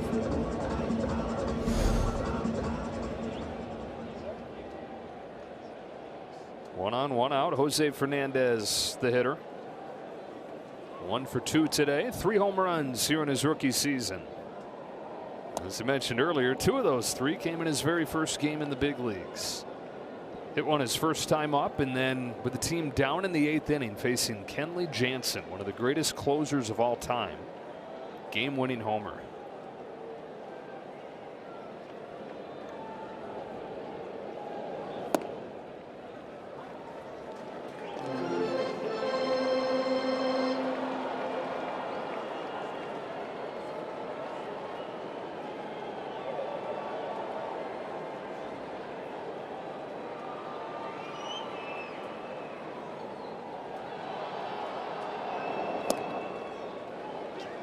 Two and one. By the way, the second pitch that Henriquez threw in this inning registered at 104, 103.6 officially. Hardest pitch of the Statcast era, which is more than a decade now. For a Dodger, that is. Got a challenge from the batter coming here. I thought this was the top of the strike zone, just barely. And it was. Arizona has 1 challenge. I actually thought it would have been thinner than that.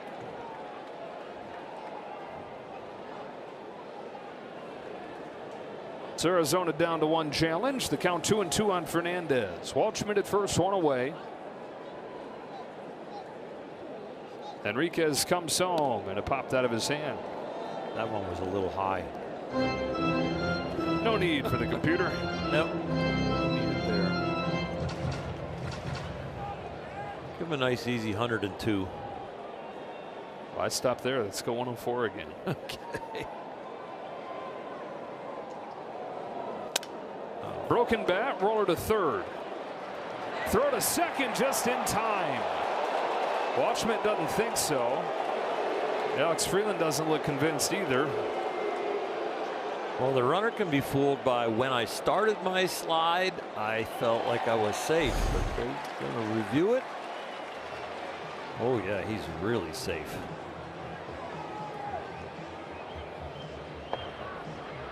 Arizona is challenging the outcome, second base. It was a good pop-up slide because normally the front foot starts digging into the dirt early, but his is just kind of deflecting off the dirt. He maintains his speed into the bag. Watch how the foot just keeps popping up. Yep. And he just keeps his speed into the bag. A lot of the guys will come up short of the bag and then hop onto the bag.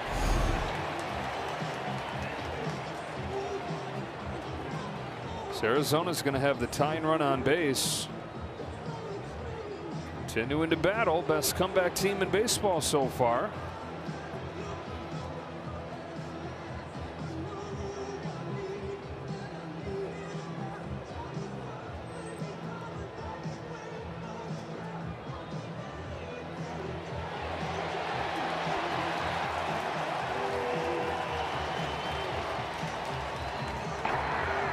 After review, the call in the field is overturned. The runner is safe.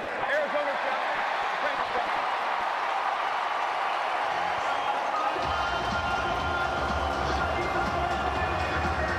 So first and second with one gone, and Jorge Barrosa coming up. It scored a fielder's choice, but the bottom of the order for Arizona has been doing the job. 3 of the 6 hits have come down from 7, 8, and 9.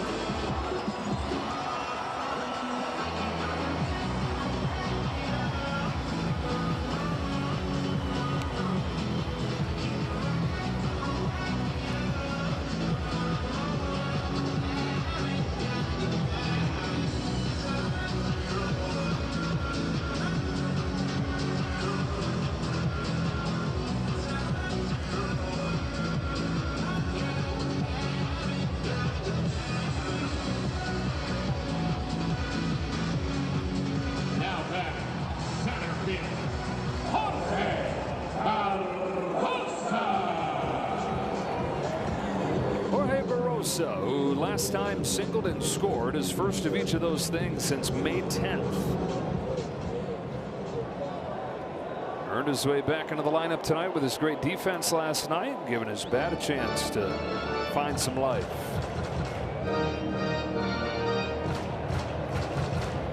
Neither Tommy Troy waits on deck.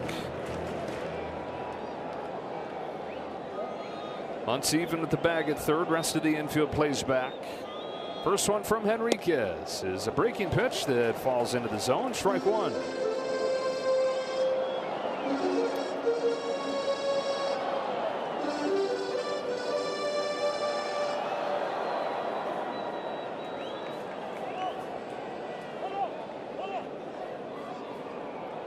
That first pitch, the Dodgers caught a break. It was definitely up.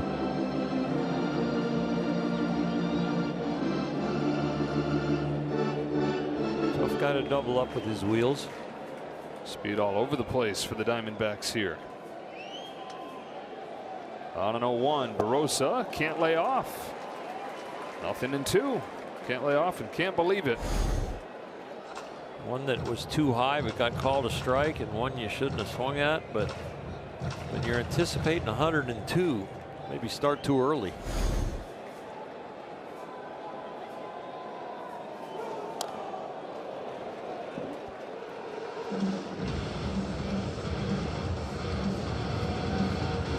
Kyle Hurt.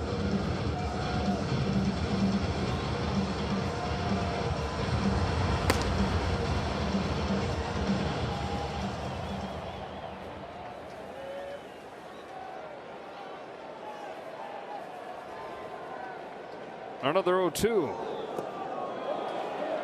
Laid off. They're throwing him a lot of spin. That's after the visit with Mark Pryor, so they definitely have said, let's not let this guy have a fastball for a strike here.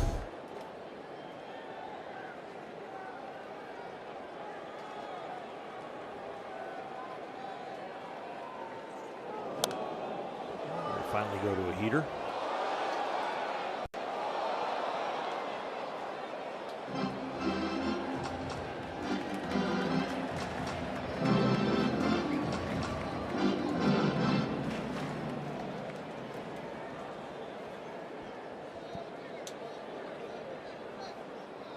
Another 1-2 pitch to Barrosa, and he pops it up.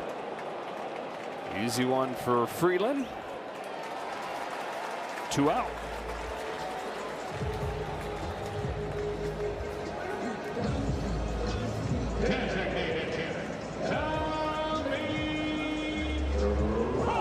And it's up to Tommy Troy.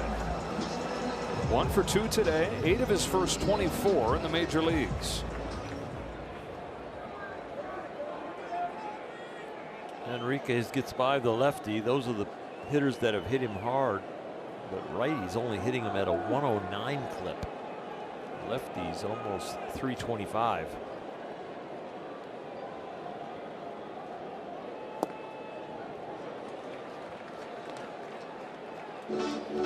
Dalton Rushing said good pitch, but he didn't want to challenge it. It was a little low, but it was a good pitch.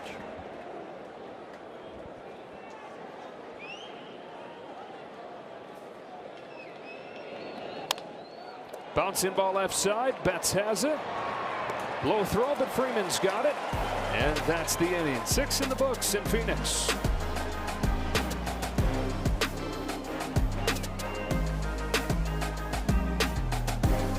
Back-to-back world champion Dodger baseball on Sportsnet LA is brought to you by Hawaiian Airlines. Hawaii starts here. Smell that we're walking in today at 3:30. Scoreless. Bottom of the 6th for Edgardo Enriquez. On to the top of the 7th we go into the Diamondbacks bullpen. Jonathan Loaizaga takes over.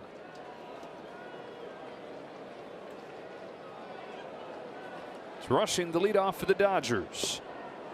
Loaizaga took a loss in the final game on Sunday in Seattle. Allowed the free runner to score in extra innings, but don't let that deceive you. He's given up just 1 earned run the last month plus. In his first season with the Diamondbacks, 7 years with the Yankees. This pen, that was a disaster last year. They had 17 different guys get a save, and that's not a number you want to have be that high. You want a guy you can rely on. They didn't have anybody that they could count on, so from one closer to another. This year, some injuries to begin. Still waiting on A.J. Puck to come back. Justin Martinez, one of their top guys. But this pen is rounded into shape. And part of this big turnaround. Here's a 2-1 to Rushing.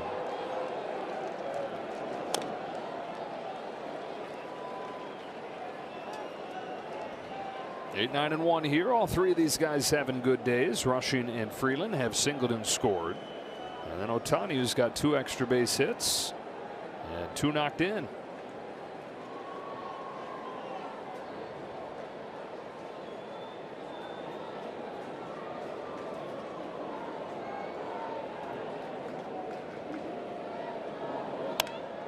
Rushing cranks a high liner to center field. Back goes Barossa over his head and off the wall. Rushing into second with his first extra base hit since April 20th. This is very well done. Short, quick, and powerful. And that's what you could write on a scouting report about Dalton Rushing. There's nothing wrong with that swing. He loaded it up and launched it, and it was short and to the point. He was telling me yesterday that the good feeling that he had early on went away for a bit, where he felt like he was rushing at the ball. No pun intended. Freeland's up there squaring. Lays the bunt down. Only play for Loaizaga is at first. Nice one by Freeland. The Russian was saying, I feel so close. Feels like the pace is right again, that he's not rushing and lunging towards the pitch, kind of letting it get to him. Get some payoff from that with a first extra base hit in a long time. He's at third as Ohtani comes up in the infield. God bless him coming in. Although they're going to put Ohtani on, so they don't have to fear for their lives. And Pages will come up with runners at the corners.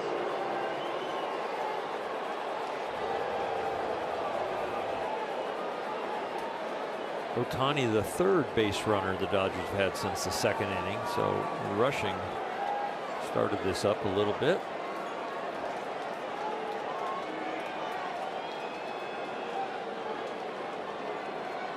Pages 0 for 3, 2 strikeouts against Soroka. First one from Loaizaga. Hits a high fly ball to left field. Sends Waldschmidt towards the corner. Onto the track. He's got room. Plenty deep enough to score Dalton Rushing. And it's 5-2. Dodgers finding the scoreboard for the first time since the 2nd inning.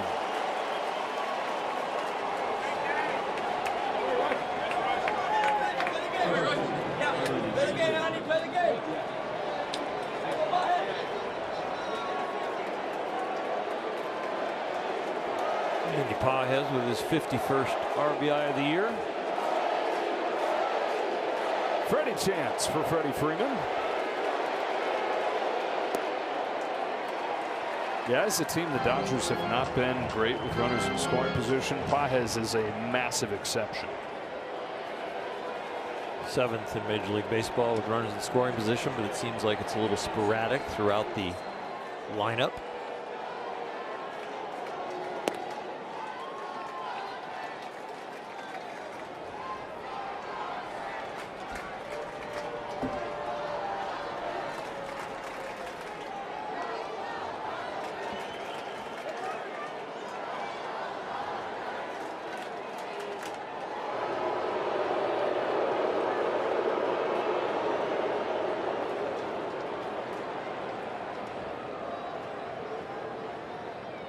That sacrifice has set it up, by the way, from Freeland already. The Dodgers 7th this year. They only had 12 all of last year.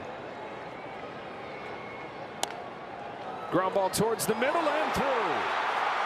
Freeman with a 3-hit game.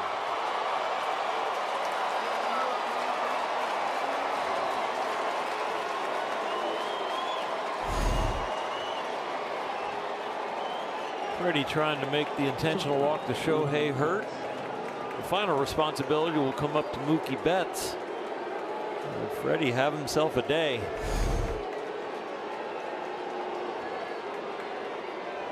Keeps on doing it at Chase Field, does Freddie Freeman, the #1 hitter here ever. Home run, the blooper down the left field line, and now that ground ball, you could say it had eyes, but it still was hit firmly.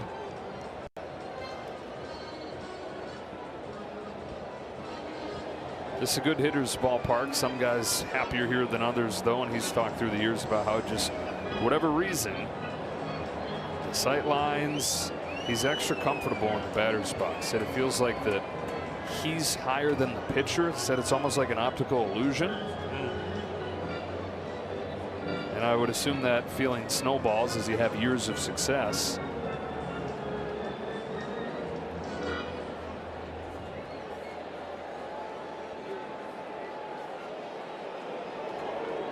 Two on, two out for Betts.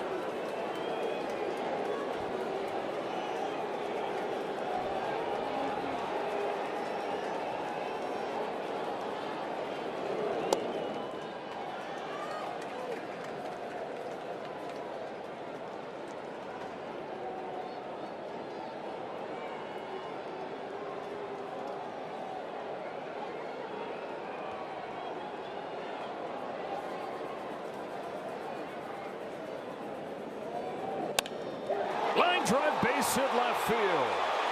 6-2 Dodgers as Mookie Betts drives in Ohtani.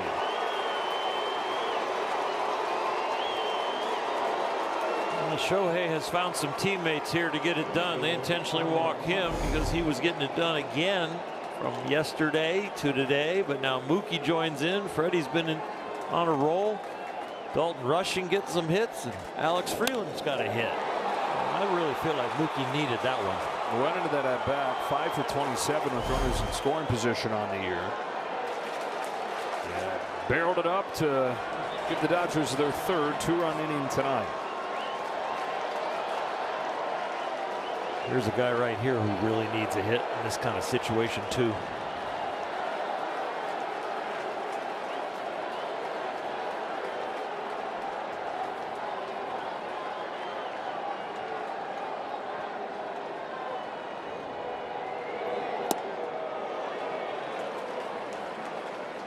It's as big of a swing as you'll see from him.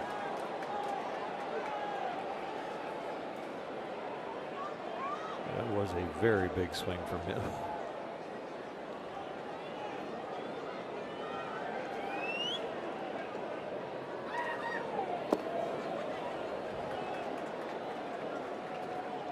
He's definitely in swing mode. I mean, that ball wasn't even close out of hand, and he still had to make a good check swing to hold up.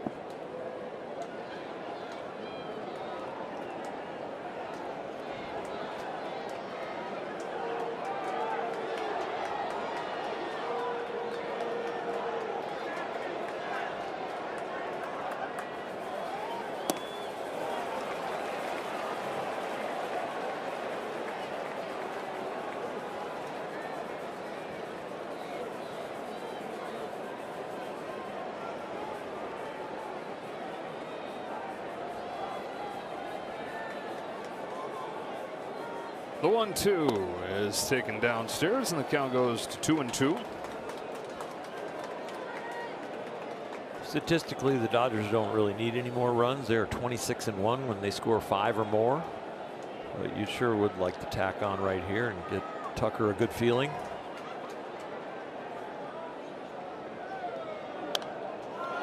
Stays alive, that high fastball.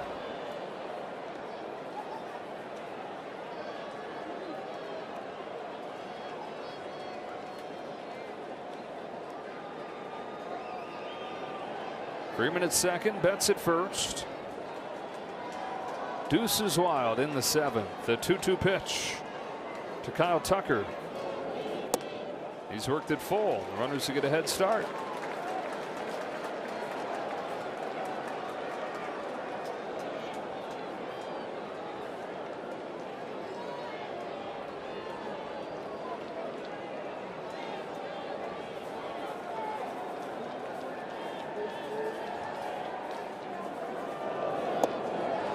He takes the walk, and the bases are loaded.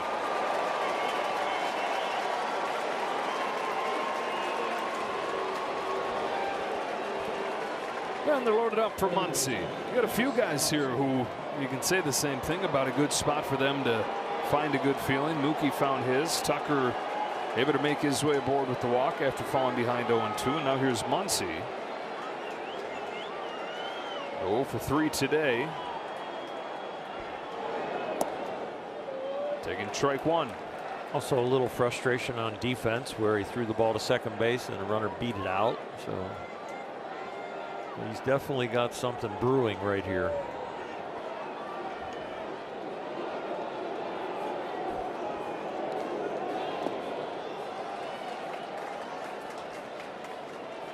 And specific to these situations, you know, Max would love to do what he usually has done throughout his career. We talk about the RBI total not being that much greater than the home run total. Those have been pretty much all solo shots, and then with runners in scoring position, only 6 for 41. Bases loaded, 2 out. A 1-1 pitch to him is in there for strike 2. Possible pitch to hit. It might have been a low.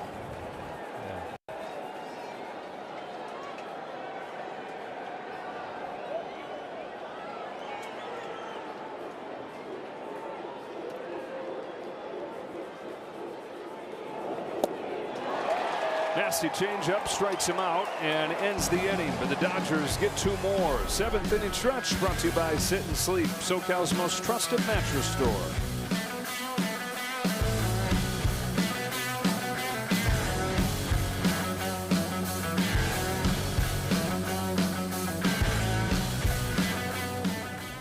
Dodgers, and what a season he's having. A 1 ERA.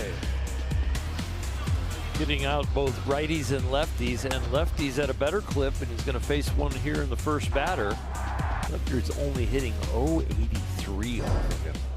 18 games this year, he's put up zeros in 16 of those 18. And as a testament to where he stands on that totem pole, he's deployed against the top of the Diamondbacks lineup. Marte, Carol Moreno coming up.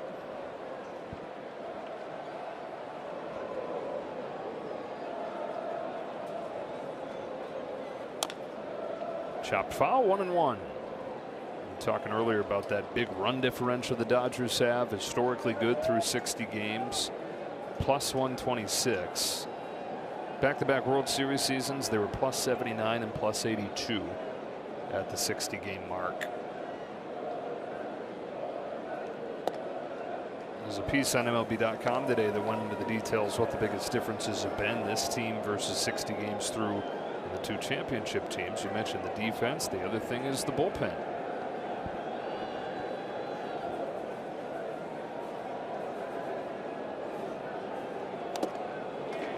Count evens 2-2 on Marte. Had guys that returned, improve like Tanner Scott, and guys like Kyle Hurd emerge out of the middle of nowhere to not just give them innings, but to turn into leverage guys.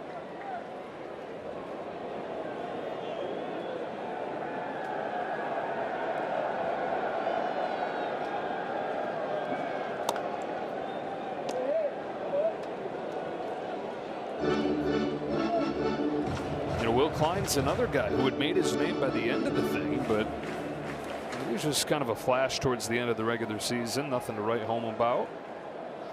He's been as reliable as anybody. In fact, not giving up a run in a month.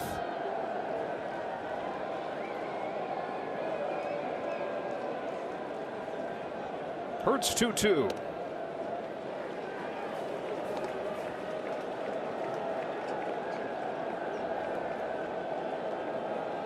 '21st overall last year, the bullpen.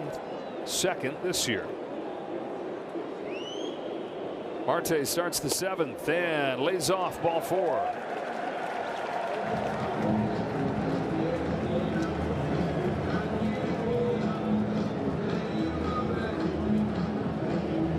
So now Corbin Carroll. 1 for 3 with his 8th home run.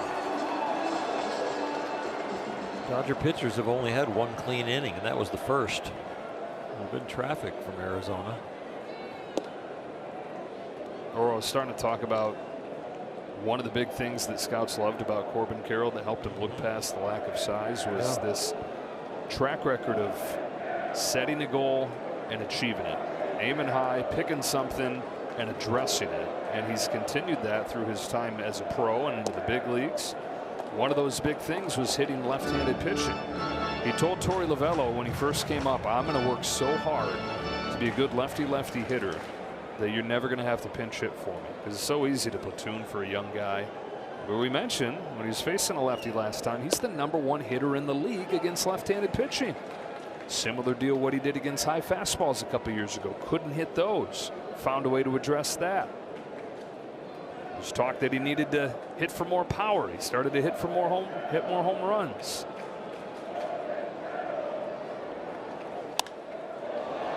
Obsessive in his pursuit of getting better. Identifies what he's got to do and then not going to let anything stop him. Flies out to center, 1 gone in the 7th. Up comes Moreno.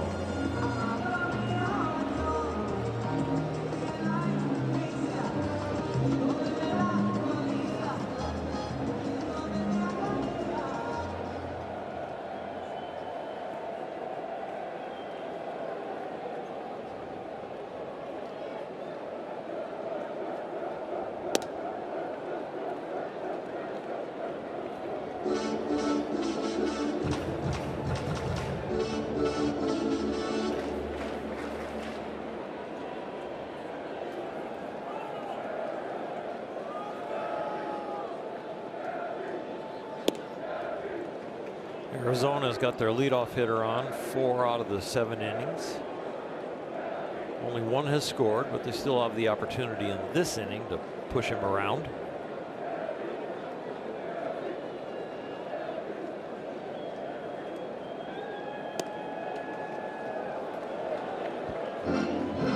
Ooh, he got a pitcher challenge. Pitcher's I challenge. think he got it right. Oh, it's a ball, I think. I was told by my producer after I made my prediction. The pitch of the ball. Los Angeles has 1 challenge. I want remaining. that pitch. Well, there goes all the pitchers' challenges the rest of the year. They have the lowest percentage of being right. By far the lowest amount of them.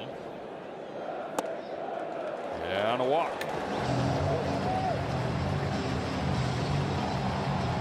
I don't think they're going to be happy about that because it's not like it was a swing pitch in the count. Yeah, made it 3-0 instead of 2-1.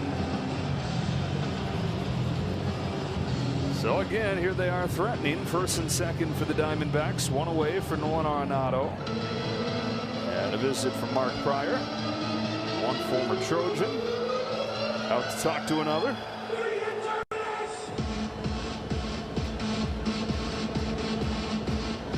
It's going to be interesting to see what they go with pitch selection, because Hurt doesn't really lean on a breaking ball, and that's what they've been trying to get him to hit. Walking him off the plate with the right-handed breaking ball. With the fastball changeup combination, they haven't really crowded him with anything with a fastball, and if you do crowd him here with 2 guys on, you better make sure it's well inside. You don't want to leave something on the inner half that he can hit for a home run.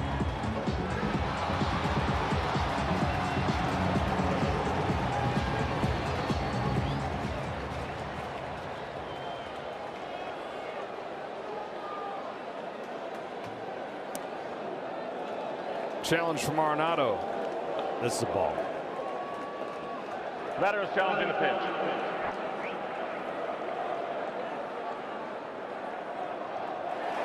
Pitching the ball. Arizona. One challenge remaining.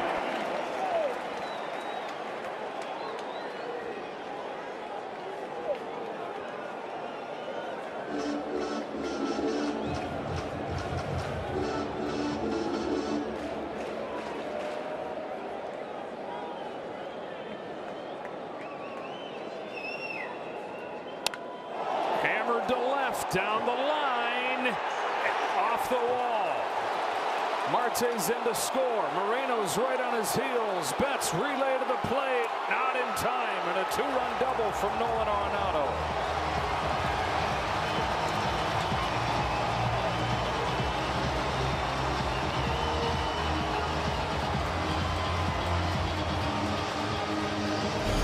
First pitch called a ball. Second pitch a little bit too much of the plate. One ball maybe on the outer half. Arenado's arms extended. There's a little bobble out here in left field by Ward. That right there allows the second run to score. Mookie has a great relay, a great throw, an accurate throw, but you can see it's just a hair late because of the bobble in left field. Tying run to the plate, Ryan Waldschmidt, a rip and a miss.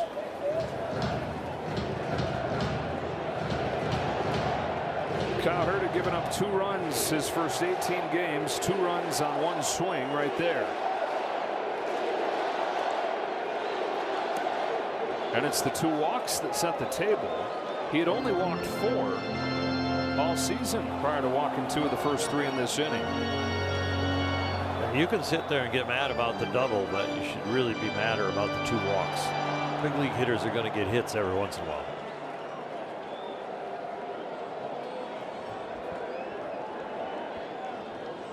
Waldschmidt already 2 hits on his line tonight. Wave and a miss right here. Hurt comes back to strike him out. 2 away. The reason the walks hurt so much, everybody knows, yeah, don't give them free passes, but it's the difference between giving up 1 hit and giving up 2 runs compared to they got to get 3 hits to get those runs.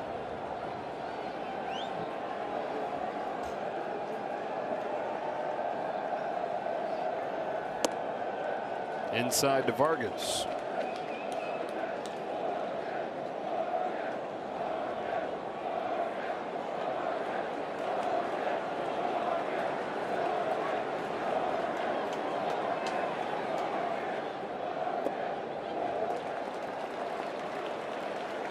Arizona has played the Dodgers very well, even though they got swept in the first series. Game 2 and Game 3 were 1-run differentials.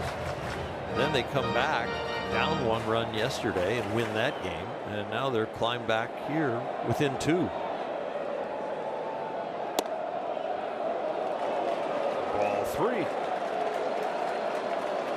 Diamondbacks have 7 hits and 4 walks in this game. Been constant pressure. A run in the 3rd, a run in the 5th, and now 2 here in the 7th. A 3rd walk. Nearly doubling his season total in this inning alone. That's going to be in for Kyle Hurd. Will Klein will come in.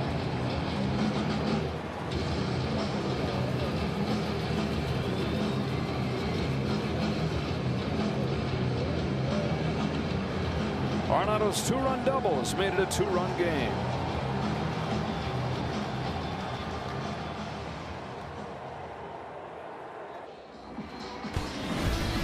Back-to-back world champion Dodger baseball on Sportsnet LA is brought to you by Morongo Casino Resort and Spa. Less than 90 minutes from wherever you are. Good times.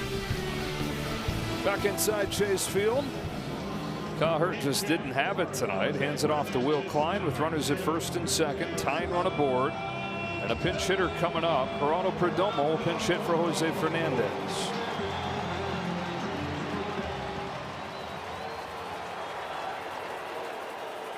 One of the areas Perdomo shined last year.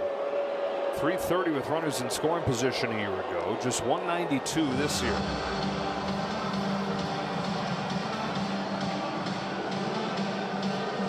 Talking about Klein earlier. What a season he's having. 9 straight games without giving up a run. And trying to figure out what's going on here. Stu Sherwater.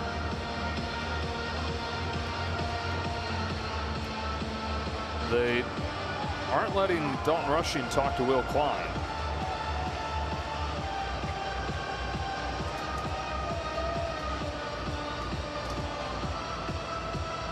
Not allowing back-to-back visits after Mark Pryor was out there. After they brought him in.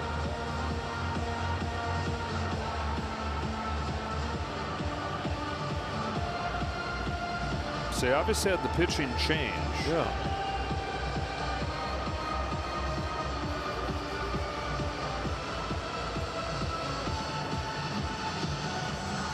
You can have the pitching change, and then you can go still visit your pitcher.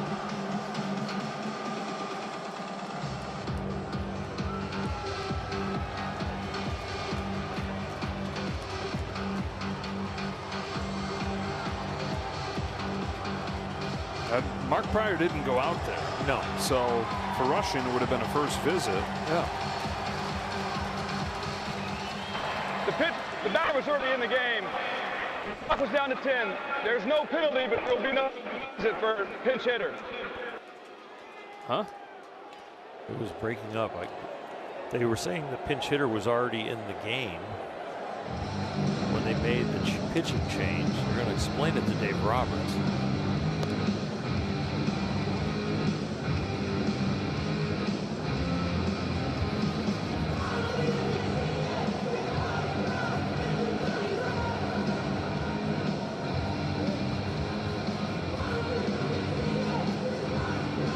Got a lot of quizzical faces over there, and Bates is like, huh?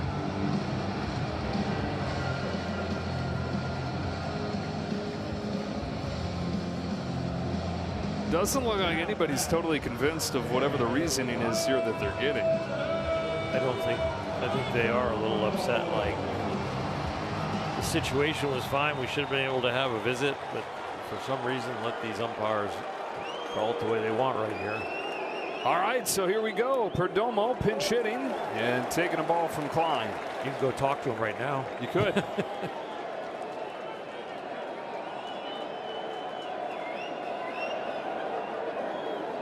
Tying run aboard here in the 7th with 2 away. And it's 2-0 on Perdomo. It's an awkward rhythm to the game right now with the walks and then the pitching change and then the argument over what rules and what you're allowed to do.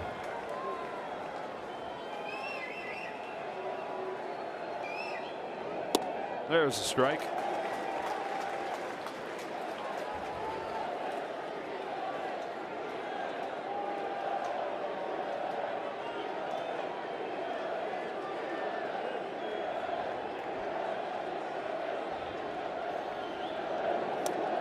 Swung himself out of his helmet. 2-2. Nasty slider. Looked like the fastball from the pitch prior. A little late break at the end.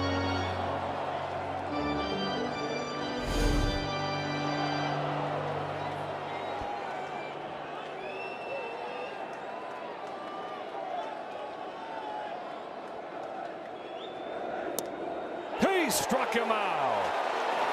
Challenge from Perdomo. Batter is challenging the pitch. It's low. Pitches the ball. Arizona has 1 out remaining.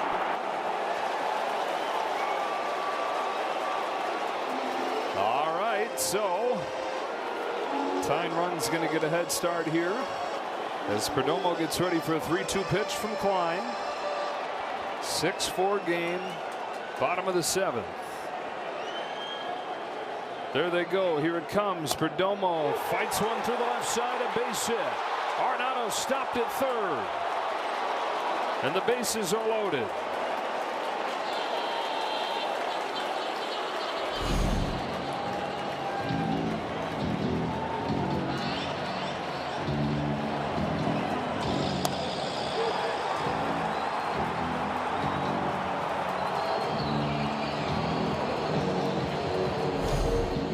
Another pinch hitter here. Pavin Smith will pinch hit for Jorge Barosa.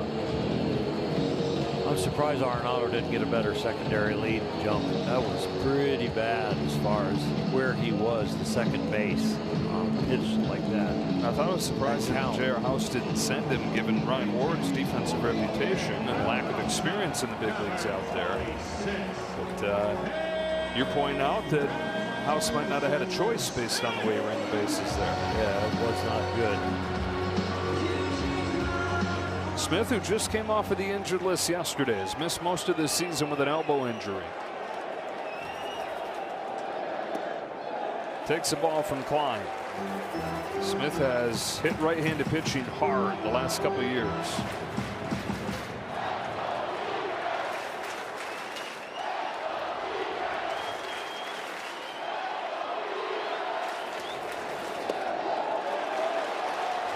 Two hits, 3 walks in this inning. Already 2 runs have scored. Dodgers end up losing this game. It's going to be a tough one to swallow. There's some awkwardness here to this game. Led it 4-0. Led it 6-2. Nowhere to put Smith, and it's 3-0. Dodger pitchers this inning have only thrown 1 first pitch strike to 8 different hitters.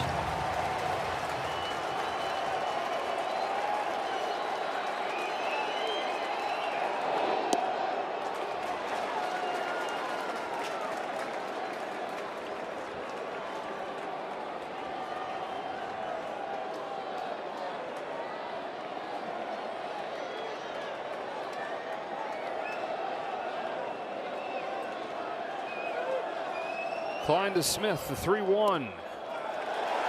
Challenge coming from Rushing. The catcher is challenging the pitch.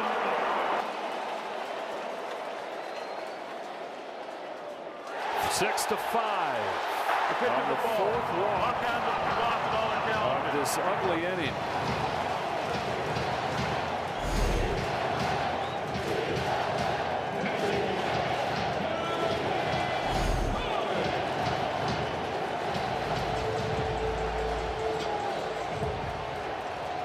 Most walks issued in a game in 3 weeks. Tying run at third. Choi at the plate. Went around, strike 1.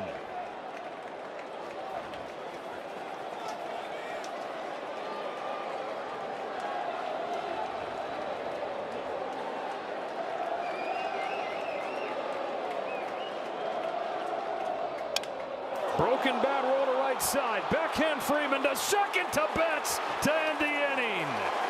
And the Dodgers stay in front. Freddie Freeman to Mookie Betts. A fantastic play to keep it a 1-run game.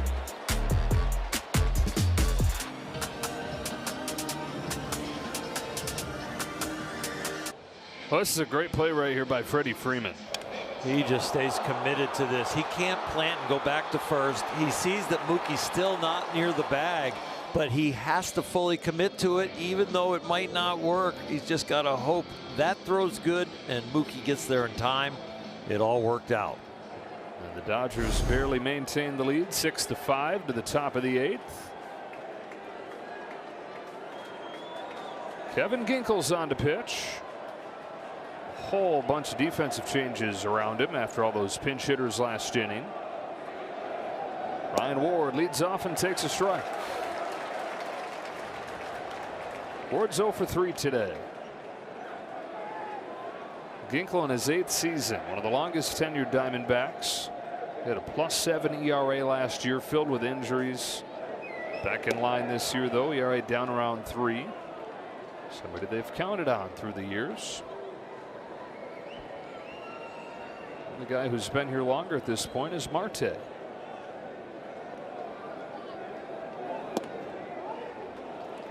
Dodgers led 4-0 after 2 innings.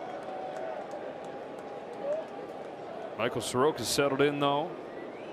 Got through 6.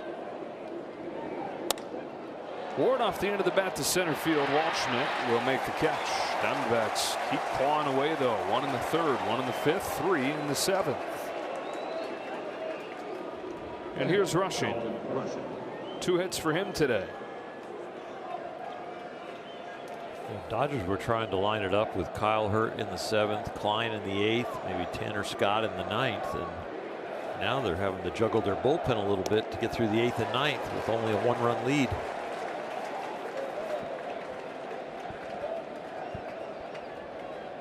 Bunch of firsts in a while for Dalton Rushing today. His first multi-hit game since May 6th.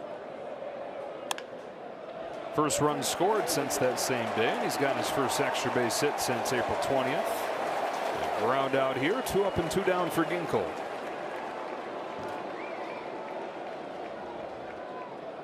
Single, run scored, and a sacrifice for Freeland from the 9 spot.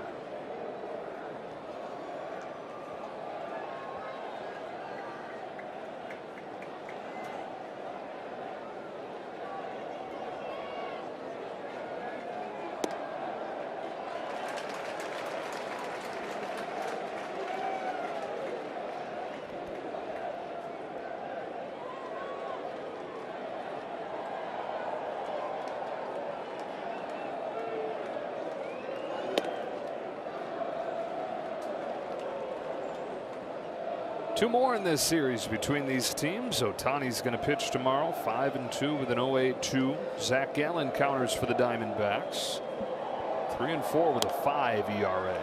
And then Thursday night, Justin Robleski trying to build off a dominant start against the Phillies last weekend.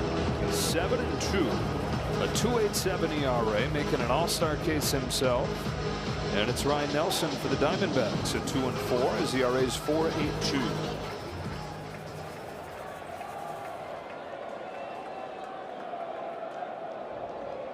Ginkel to Freeland with the 1-2 pitch. It's high.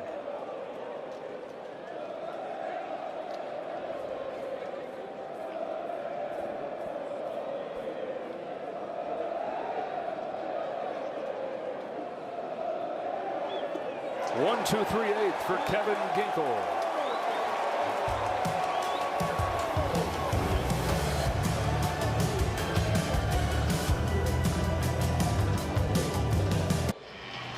Straight talk stats. Looking at Shohei Ohtani. We're talking about him taking the ball tomorrow. And how about these numbers? A 0.82 ERA for Ohtani through his first 9 starts. Coming off 6 hitless innings against the Rockies his last time. Strike 1 from Klein to Marte, top of the Diamondbacks order. 3 in the 7th to get back to within 1. 0-2.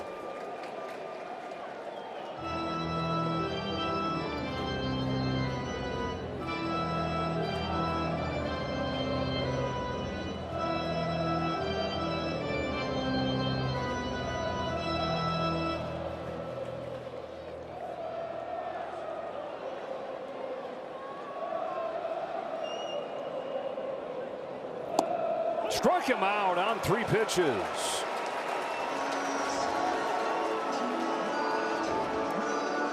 That is the 3rd strikeout of the game. We're obligated to tell you they're halfway to Jumbo Jacks. Jack math. They need 4 more with 5 outs to get, hopefully. If there's such thing as restoring order in the next inning, that felt like it a little bit. Far from out of the woods as Carroll comes up and looks at a strike. 4 pitches and all of them strikes from Klein. Tanner Scott begins to throw.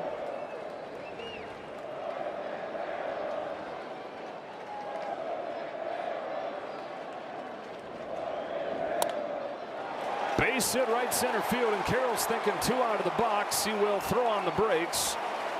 Just making sure that Kyle Tucker's not napping. And he's aboard as the tying run with all his speed.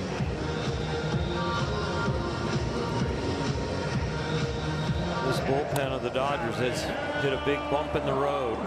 5 earned runs and 4 innings pitched in this series. And over the last 5 games, they've given up 10 earned runs in just over 13 innings. Will Klein has been quick to the plate. Only 1 stolen base against him in 3 tries. And he's into Moreno with strike 1. Carroll 30+ stolen bases every season in the major leagues. 7 out of 8 so far this year. 0-2.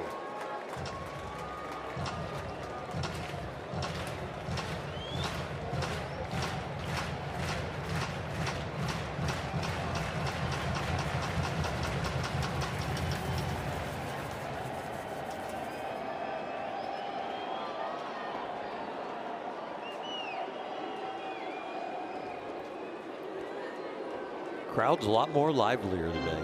Yeah. Yesterday, even they had the comeback win. It still was kind of a flat tire in here, but they have been into this ball game. Trying to get their 4th comeback win of 4+ runs. Carroll, very short lead. Hopping to a bigger one. Hopping some more, not running. Line drive, base hit, center field. Elite speed against an elite arm right there. And so Carroll hangs on at second. Ball doesn't get far enough away for him to consider advancing. And again, the tying run into scoring position. Breaking ball that backs up. A lot of times that'll jam a hitter and make him pop up, but that ball wasn't high enough to get that pop up or that jam shot. It was down where he could keep the barrel on it.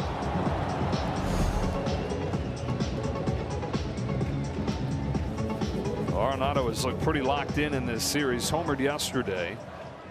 Doubled into the corner in his last at bat. Tying run at second. Go ahead run at first. One away in the 8th. In a game the Dodgers have led throughout. Everybody clap your hands.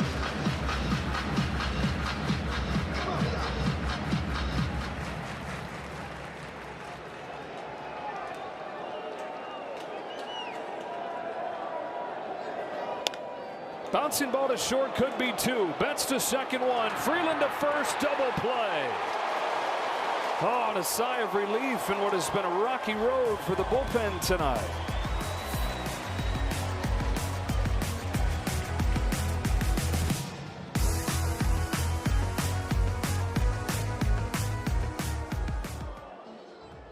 When we finish, stay tuned for Access Sportsnet Dodgers, presented by Mercury Insurance. Jerry and the guys hoping the Dodgers can close this thing out, hanging on just barely at this point by a run to the top of the 9th inning, and a double play helps him get out of that inning unscathed. Stayed away from him so he couldn't pull the ball. He still tried to pull it, roll over. The ball actually hit the seam on Mookie Betts that made the exchange a little tough at second, but they still got the job done. Top of the order, looking for some insurance. Ohtani with another 2-hit night. 2 hits, 2 runs scored, 2 runs batted in. Strike 1 from Juan Murillo. 27-year-old from Venezuela. Good numbers overall this year, although he's given up a run in 4 of his last 5 games.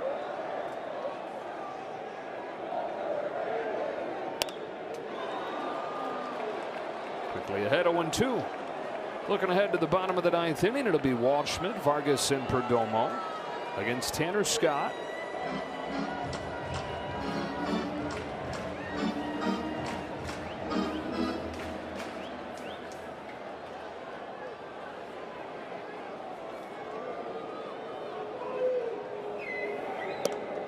Scott eager to get back on the beam after giving up the 3 runs against the Phillies his last time out. Rare blemish in what has been an awesome season. One gone in the 9th.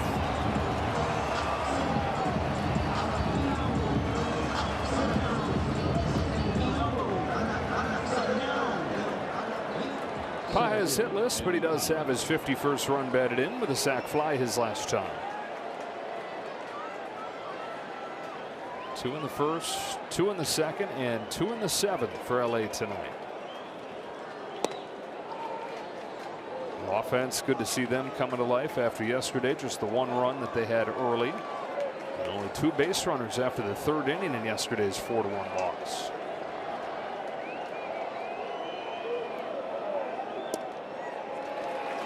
They have raised the bar so high with expectations with this offense and these resumes that when you have a game like last night, it's just a big surprise and you wonder why it happens. I think expectations have taken it too far.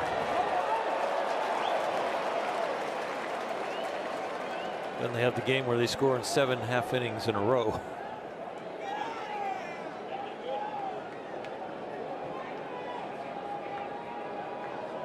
Expectations that they've earned. Yes, they sure have. And they don't back down from them either. You know, Dave Roberts does his scrum twice a day at least, and he has individual interviews with other people. He doesn't back down from the responsibility and these resumes.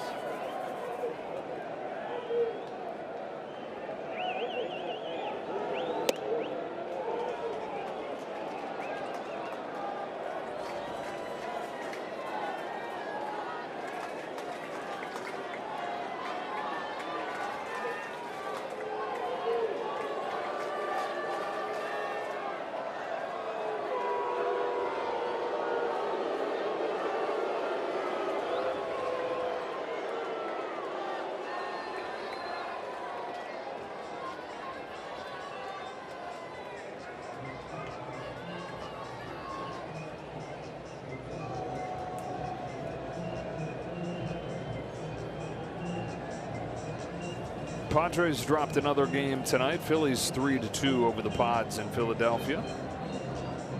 Giants lose 8-3 to the Brewers. 7th loss out of their last 8, 14th out of their last 19, and they now have the worst record in the National League. Rockies have passed them. Chopper left side. Arenado's going to have to be perfect. Not in time. Even the 10-time Gold Glover couldn't get Pages right there. And an infield hit for Andy.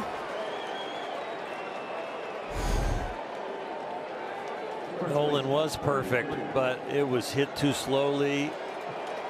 Also with the depth he was playing.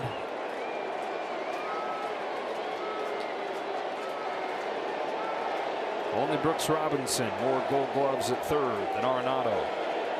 Freddie Freeman trying to tack on to an already 3-hit performance, which includes a home run.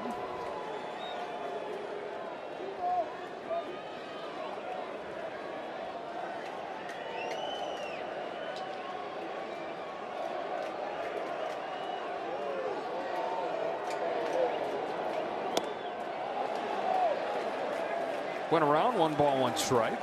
This is his first 3-hit game since the 3rd game of the year, which also came against Arizona.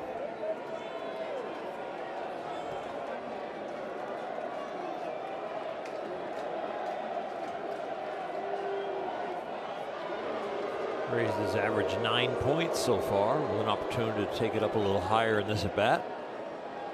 9 points tonight.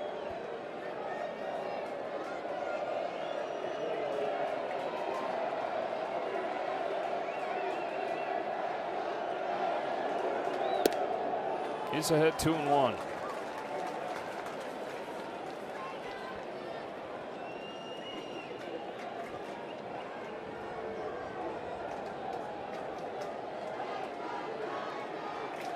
Team leader in steals over at first in Pages, 7 of them.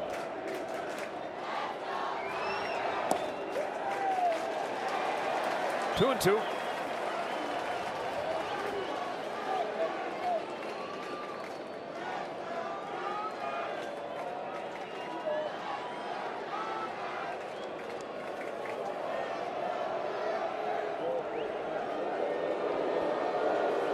Could be a noisy, crazy 9th inning with a 1-run lead. You get a run or 2 here, and you're going to take a little bit of that home field advantage sting out of that inning.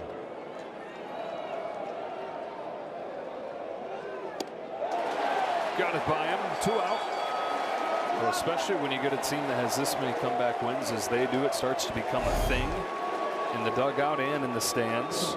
They're going to hit the dugout thinking they can get it done.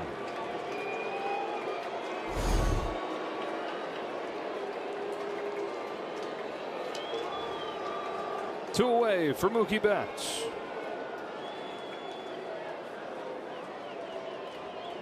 Walking an RBI single for Mookie tonight.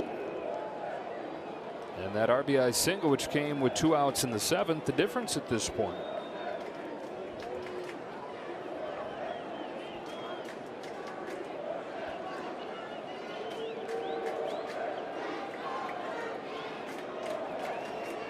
Yeah, he gets a hit right here. He can move his night from I contributed to I had a good game. Starting to put those good games closer and closer together these last few days. A couple 3-hit games in the last week. The 1-0 pitch from Murillo is at the top of the zone for a strike.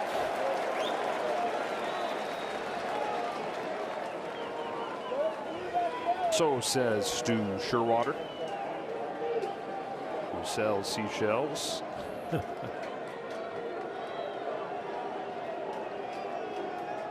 On a 1-1, Betts looks at strike 2. That's been a borderline area all night where we've had some challenges, but that one was a strike. Wow. Dodgers are out of challenges. Just raise the corner.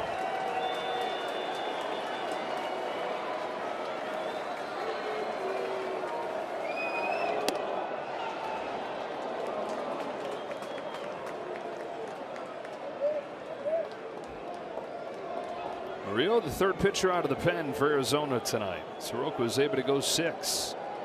Loaizaga, Ginkel, and now Murillo. Home of the 2-2. Betts chops one to short for Perdomo. He'll go to second, and we'll go to the bottom of the 9th. Fasten those seatbelts as Tanner Scott comes on with a 1-run lead. Plays helping ensure that. He had Ward's sliding catch to finish off the 5th with runners at first and second. This play from Freddie Freeman came with the bases loaded in the 7th inning. And then in the 8th, a double play after the D-backs had put him at first and second. So to the 9th we go. And Tanner Scott on to face 5, 6, and 7 in a 6-5 ball game. He's always had a good fastball, but this year the slider has really become a dominant pitch. Last year the league hit over 250 on his slider. This year right around 100. The rookie Waldschmidt leads off and takes a strike. He's 2 for 4 tonight. He's got Vargas and Perdomo to follow. Dodgers looking for a 15th win in their last 19 games. 0-2 just like that. Scott had given up 3 runs all year going into Saturday's game. The Phillies got him for 3. And it was with 2 strikes that they bit him. Here it comes, the 2 strikes to Waldschmidt. Got him! Challenge immediately, and it seemed low.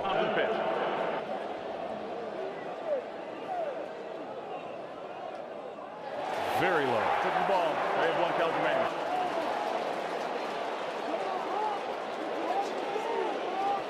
Very rarely do we see a 3-inch differential. Yeah, that's large.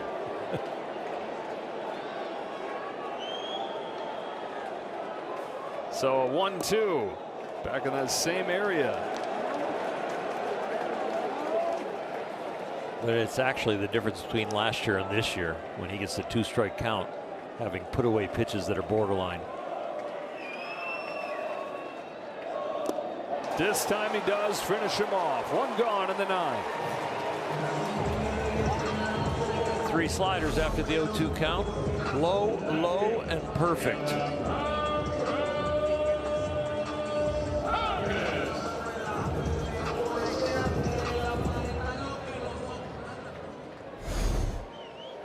One out, and here's Vargas.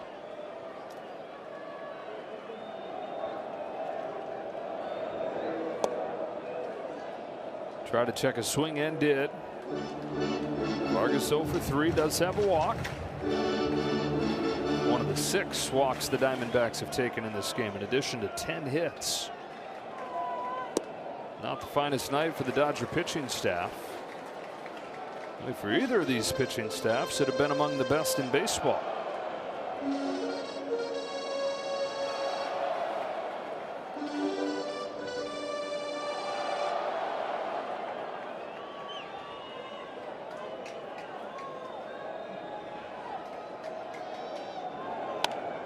Vargas shoots a base hit to right.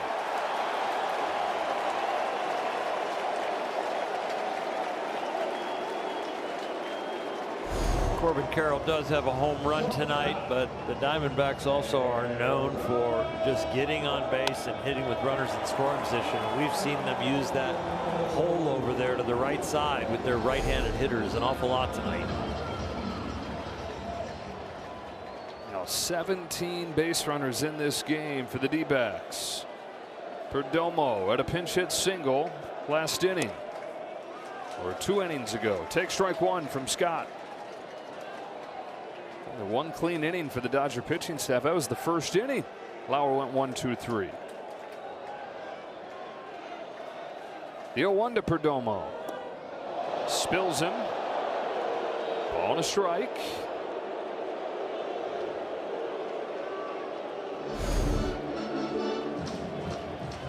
Back foot slider, almost literally.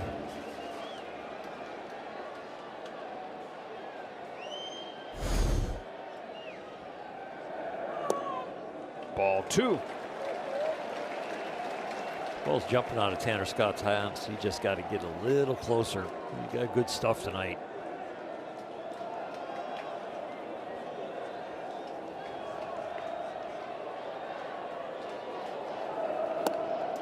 Three balls, 1 strike on Perdomo. Tying run at first, winning run at the plate.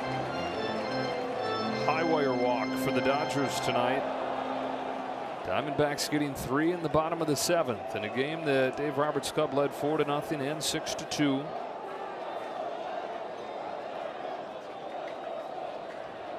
Perdomo squares and bunts it back to Scott.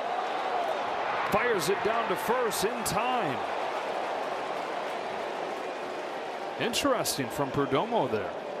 Moves the tying run into scoring position, but in a leverage count right there, basically gives up an out. He just made a bad bunt. That's got to be base hit or foul, and he gets it back towards the pitcher. We got to get his microphone fixed. Jordan Baker is cutting out again there. Could be a play at first challenge. He is out. Review call on the field is confirmed. The runner is out. Arizona loses their challenge. So this is going to come down to Pavin Smith. It was an outstanding play by Tanner Scott, running away from first base back to it fully. Couldn't have time to set his feet the correct way as far as when he picked up the ball, and then to make an accurate enough throw that Freddie Freeman with his height could glove it.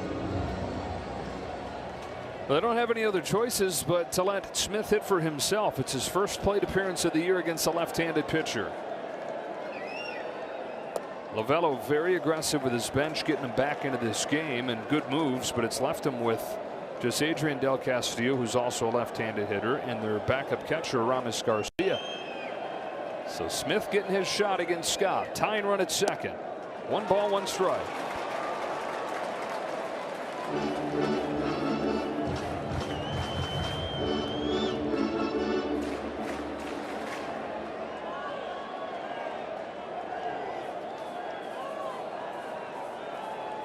Scott trying to get this thing over the finish line. Is 1-1.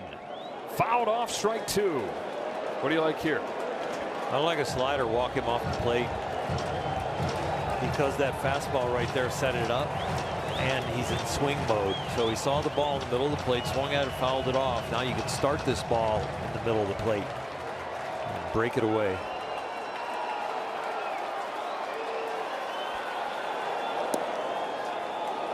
Whoa. He wanted to start it in the middle. He got the exact break he wanted. He just didn't start it in the right place. Miss by eyelash. No challenges for the Dodgers. 2-2. Same pitch. Smith does well to stay alive. Sometimes you want to come back with the same pitch because it's so much easier to make an adjustment than going to the opposite pitch, then coming back to it. He had the feel for that pitch and got the right break, but now he ought to do is change where it started. You can stick with it, hear it again. Vargas is second, the tying run. 2 outs, 2 strikes, bottom of the 9th. Scott delivers.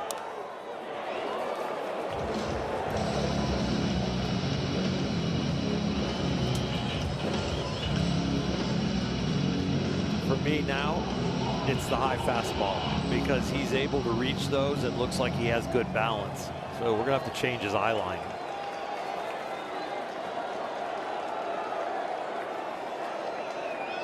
Tries it again, and a bouncing ball to second for Freeland. That's going to do it. The Dodgers escape with a 6-5 win.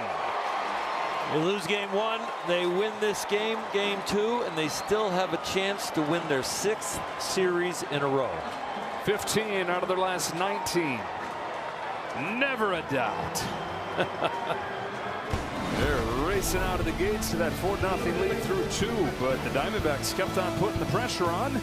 The Dodgers barely do hang on. 6-5 the final score to tie this series up in a game apiece. It's Ohtani in game 3 tomorrow night.